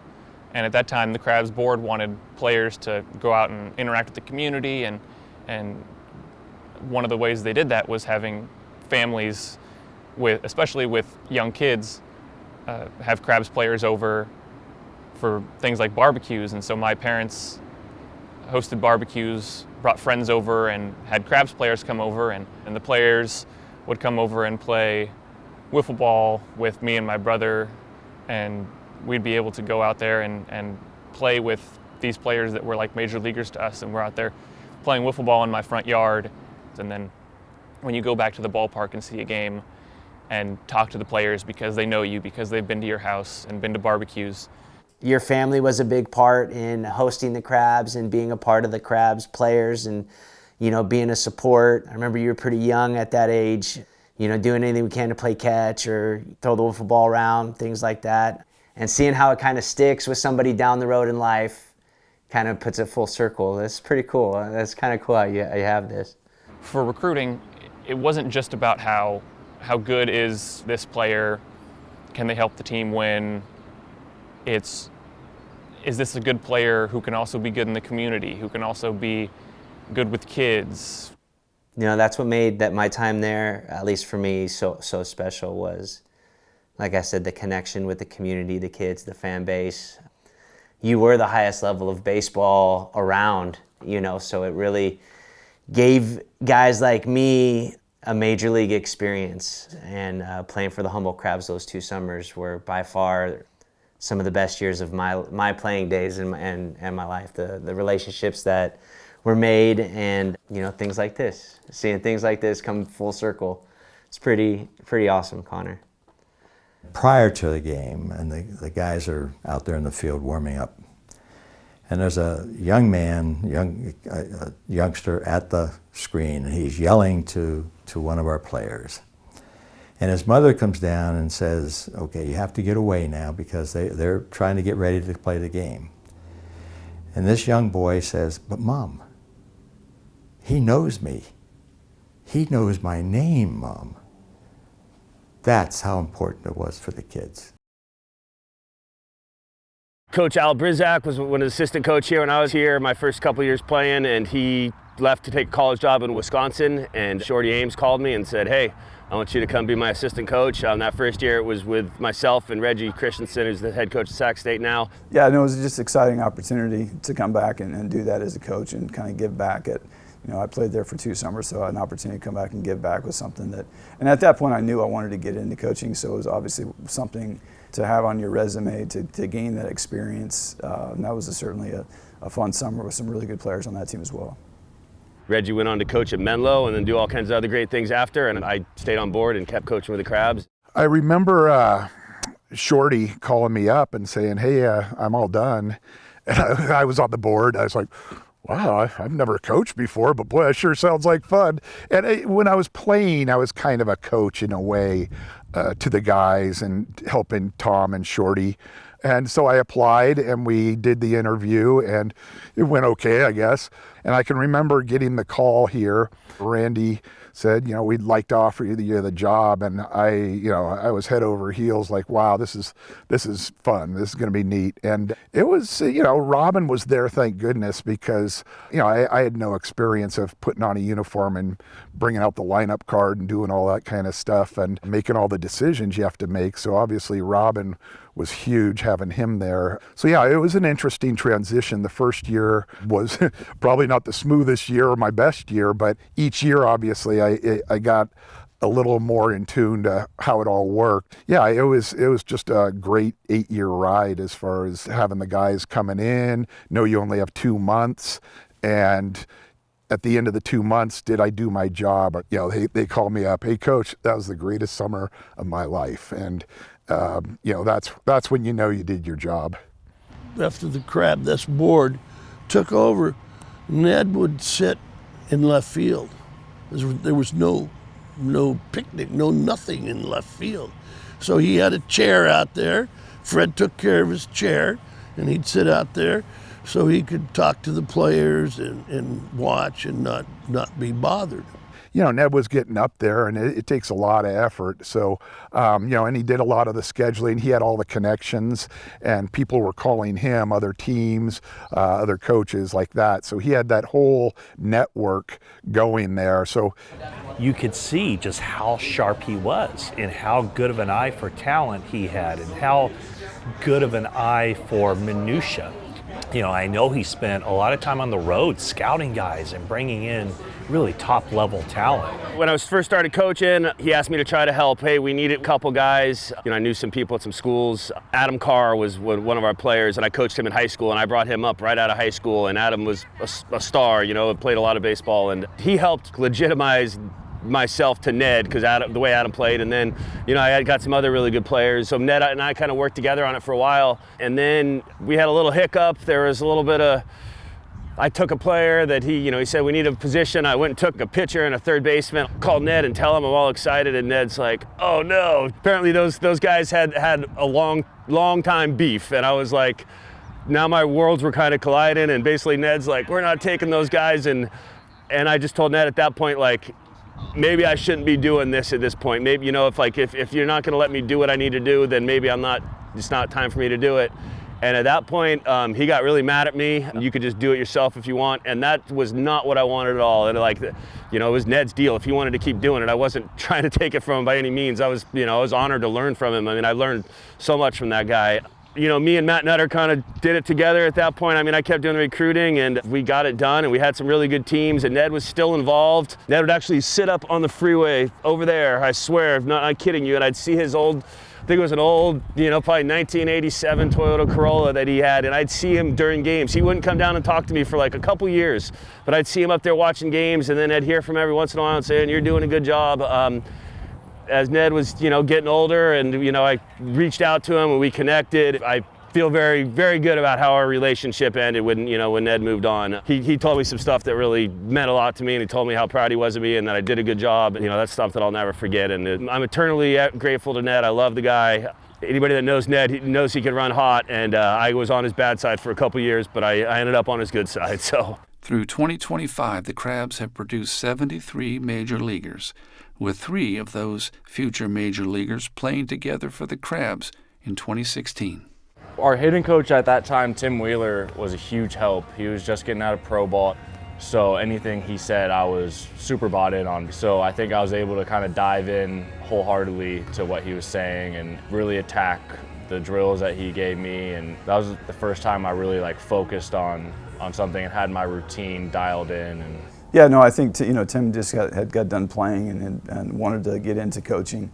So I thought that was a perfect fit for him. And Tyson Fisher is my cousin, so Tyson was the head coach at the time, so that was a good fit. James, we saw a ton of potential in, but he only had 40 at-bats as a freshman. And I thought Tim was the perfect person for him to be around all summer, so that was a match made in heaven, really. So having those guys up there, and then obviously James comes back and has a great sophomore year, and the rest is history. And it was a perfect situation. I know those guys really enjoyed their time up there. You try and prep them a little bit. You try and give them a little bit of a heads-up notice as to what the culture is going to be like in the ballpark. And there's nothing better than an opening day here. You can see it in the players' eyes. Not many have experienced this on a baseball field before, where they're the spectacle and people are watching. It was pretty clear probably after the first week. Opening day, you always expect a big crowd. Maybe second day, big crowd. Third day was the same crowd. Fourth day was the same crowd. It's like, geez, this is really important to this community.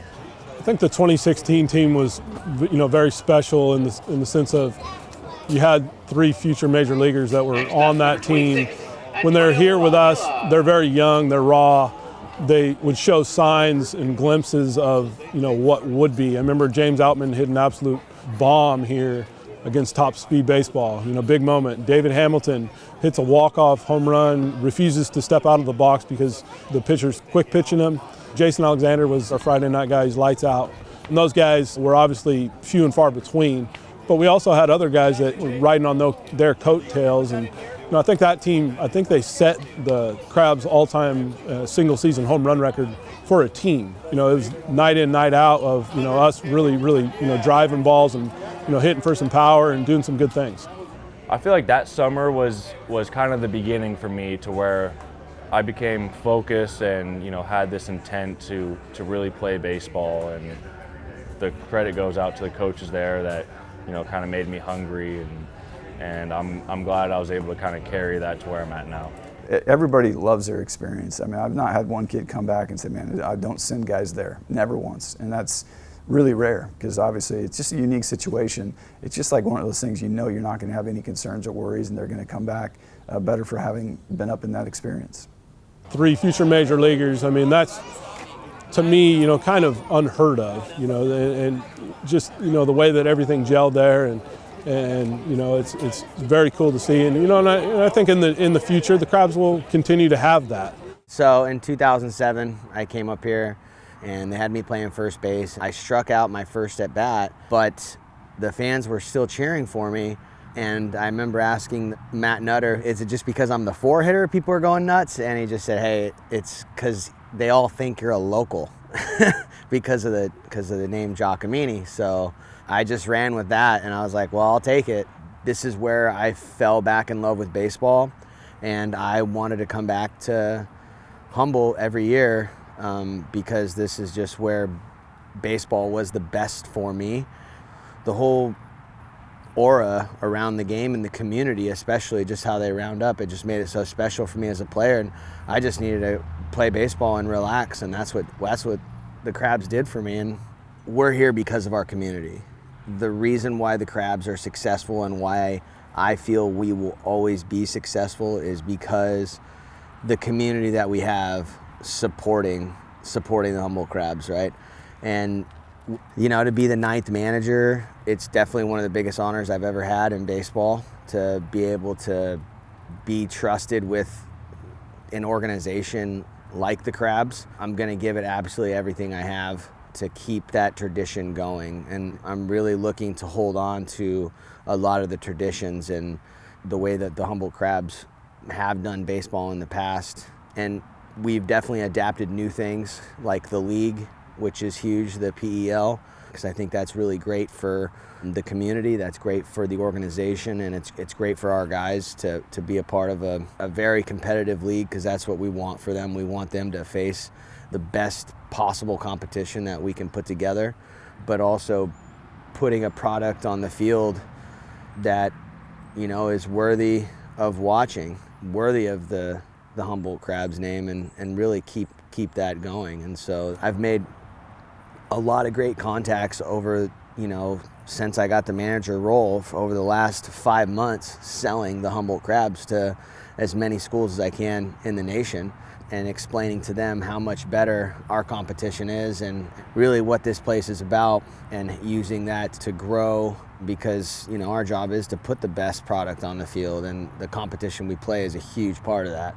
I really make sure I want them to really enjoy it, you know, and especially this year with a 54 game schedule, we only have a few days off, and go out there and go, you know, go to the river, go to the ocean, go walk in the redwoods, you know, really take a little time and soak in the area and experience that. And there'll be plenty of days for them to get better and utilize the opportunities on the field, but really go see this special place up in Northern California, because it's awesome. The 99% of the players that played for the Crabs didn't play in the big leagues for 10, 15 years, but they loved it. And they have memories, as you and I are talking, you know, memories of it and meeting some real special people. A great historical option for any player that wants to come here. Like, I couldn't recommend it enough. It just really changed my life. And 80 years and still doing it, that is fantastic. Because a player that plays there will enjoy it. He'll get better as a player, and he'll be in a family atmosphere. That hasn't changed. It was for sure a great baseball environment, and I'm so glad, I feel so fortunate, so blessed that I had a chance to play there, because I got to learn a lot about myself, you know, talking to my family from far away, talking to friends from far away, and it was a nice step for me in my life and spiritually to go out there and be part of that, and they made it so special for me. Each year, a new group of kids come in. They don't know who the next wave of kids going to be. It could be the next Mickey Mantle, it could be the next Willie Mays that, you know, steps on their field. They don't know. You know, they just come out and they enjoy the fresh faces, the energy that the players bring into the community, and the fans and the community and the business people around embrace it. And I just think it's incredible that a town that size could maintain a team for that long. 80 years, because I'm sure they don't have to have it. Your town is going to exist. But to know that every summer, and then now they know for 80 years, so they know you're going to get future Major League ball players. So they know we better come out here and look at these guys now while they're not, you know, Major League players. And now you can look back 80 years ago and go, hey, so-and-so played in Humboldt before he was anybody.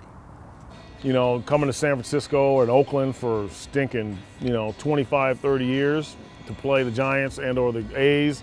And every time, if I'm in the outfield, especially in San Francisco, somebody from Humboldt's there and they're screaming out something, it's pretty cool. Some of the same fans from the Humboldt Crabs would come down and see me in Oakland Coliseum, and they're wearing their crab coach and crab hats and sitting down by the bullpen, you know, visit with them. That meant a lot. It's like now, but you know, like you're Toronto, wherever you are, it's like you're recognized as a major league player. You know, in college that doesn't really happen. It's like the first time I go there, it's like, oh, there's Zimmer, and you like still have like, you know, little tidbits from the newspaper there of like my face blown up with, you know, articles. When you go around town here, you have a Crabs hat on, you're a local hero, you know, and the players really, you know, enjoy that. And I think they you know, it drives them to, you know, to do well for this community. And they give you a good show, you know, and that's, baseball's entertainment. They give you entertainment, and they are. They're fun to watch. These young men that come here from all over the country to play love the game. They don't get paid, obviously. They're enthusiastic, and they've all got something to prove. So they're out there hustling and working every moment. That's what the fans appreciate, and the fans turn out in droves. We have anywhere from 400 to 1,500 people pack the ballpark every game. I just remember that in the first couple games I went to, the mix of people. You know, there were people that looked like they had just come in from sawing a log in the forest, or came off their farm somewhere, or you had the college students and the people around town and the athletes. It was just this wild mix like you see all over Humboldt County, but you saw it represented there at the ballpark. It is a place where people come, and your neighbors, you see your dentist and your beauty operator and all the rest of the people. And you see people who politically probably are at odds with each other, whether they're in city government or county government, and yet they're sitting next together at the ballpark and having a beer, and they are united in the fact that we're rooting for our Crabs team. It's an event. Every night that game is played in that ballpark, it's full, and it's a community gathering, and the common thread is love of baseball.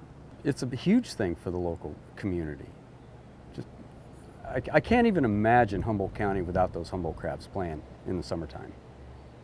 Crabs had a huge impact on the county. It brought everybody together for a common team, and the Crabs were really the Humboldt Crabs, not the Arcata Crabs or the Eureka Crabs, and everybody felt that. Wow, what a testament to a great ground floor.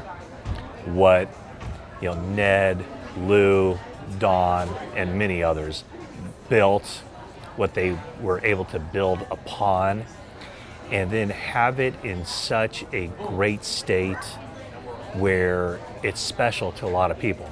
And to see it carry on without Lou, without Ned, without Don, without many others who had been there on the ground floor, it's a beautiful thing. You know, you had a talented guy who had his offers to go play baseball elsewhere, chose to stay in Humboldt County, run Bonomini's market, get married, raise 10 kids, and left us with the Crabs. And just the community support for such a diverse community, that's, so many other towns have tried. And in Arcata, it's lasted for 80 years.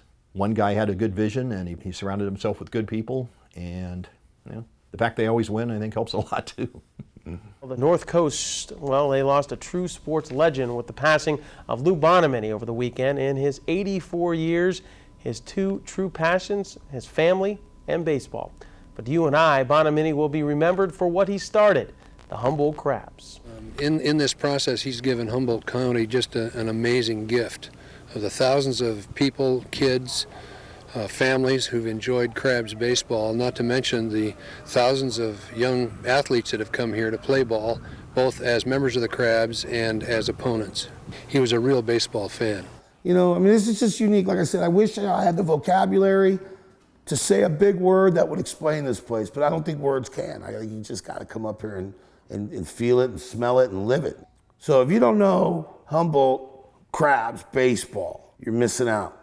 Even if you're just a fan, you should make a road trip up here and go watch and maybe learn something about how summer ball should be done. The ability that this team has been around and been doing what they have been doing at the level they've been doing at for as long as they have, it's amazing. I mean, it's just such a testament to this community and how this team is just the heart and soul to the people around here and how much history that we have. It goes to show that town, the community, the history is not something that's taken for granted. I mean, for something to be there 80 years and recruiting good players and giving somebody an opportunity to have that experience for 80 consecutive years is just something amazing. It changed my life. I'm sure it's changed hundreds of other players' lives, whether it be, experiences and taking it to the next level or just looking back and being like, that was the height of my glory days. I can't imagine a community supporting a program any more than they supported the Crabs. I mean, it's just it was really a love affair between the community and the ball club. They got the right people helping run the organization, and it just kind of trickles down to the next few people come up and a couple people leave, and so it's just kind of a rotation of the community is what does it. The people from the community. And I think right now a lot of credit has to be given to the community at large. There were a lot of people when my dad retired, the community jumped in, took it over, so they have all the credit and responsibility. They need a pat in the back, and I think you've got to compliment them for doing it. I think that's where the emphasis should be too. If it wasn't for them, there wouldn't be any Crabs. I really believe that. I think that the Crabs will be here for as long as we have volunteers that are passionate, and I can't believe that this community will ever give up its passion as long as it's there. It means, oh, goddamn, it was a lot of work. Yeah, I'm pretty well wore out. Renting apartments and dealing with the board of directors and our board. We've had some really good people on the board, and it's a good board now. Just to keep the thing going has just been really incredible. Every one of our leaders, some better than others, but everybody had their hearts in the right spot. That's what all of the board members that I've been working with over the years, it was just to perpetuate the thing, keep the thing going, keep the team going. So that was the original thought with Louis and Palladini and the whole works. Lawton Busman was involved. There was a lot of people that were involved many years ago, in the beginning of that thing. I just want to keep going. That's all Ned ever wanted to do. Only two. And they did prevail. Which brings us to Ned Barsulia, a man who through the Humboldt Crabs brought so much quality baseball to the North Coast for more than 60 years. It's been my lifetime. The ballpark has been my life. I started in the ballpark in 1933. I played ball down there. And there's hardly any team in the country this old as the Humboldt Crabs. You must feel pretty proud of having been a part of that. Yes, I am. I'm very proud. I'm very proud. I'm a legend, Dave. Did you ever envision that what you started back in 1945 would be the staple of this community in sports and go on for so many years? No, I never did realize whatever it's going to come to. I just thought maybe that was the year, maybe the next year or another year after that, maybe it was something else to be organized in the area. But as it was, the Humboldt Crabs continued on to this present day.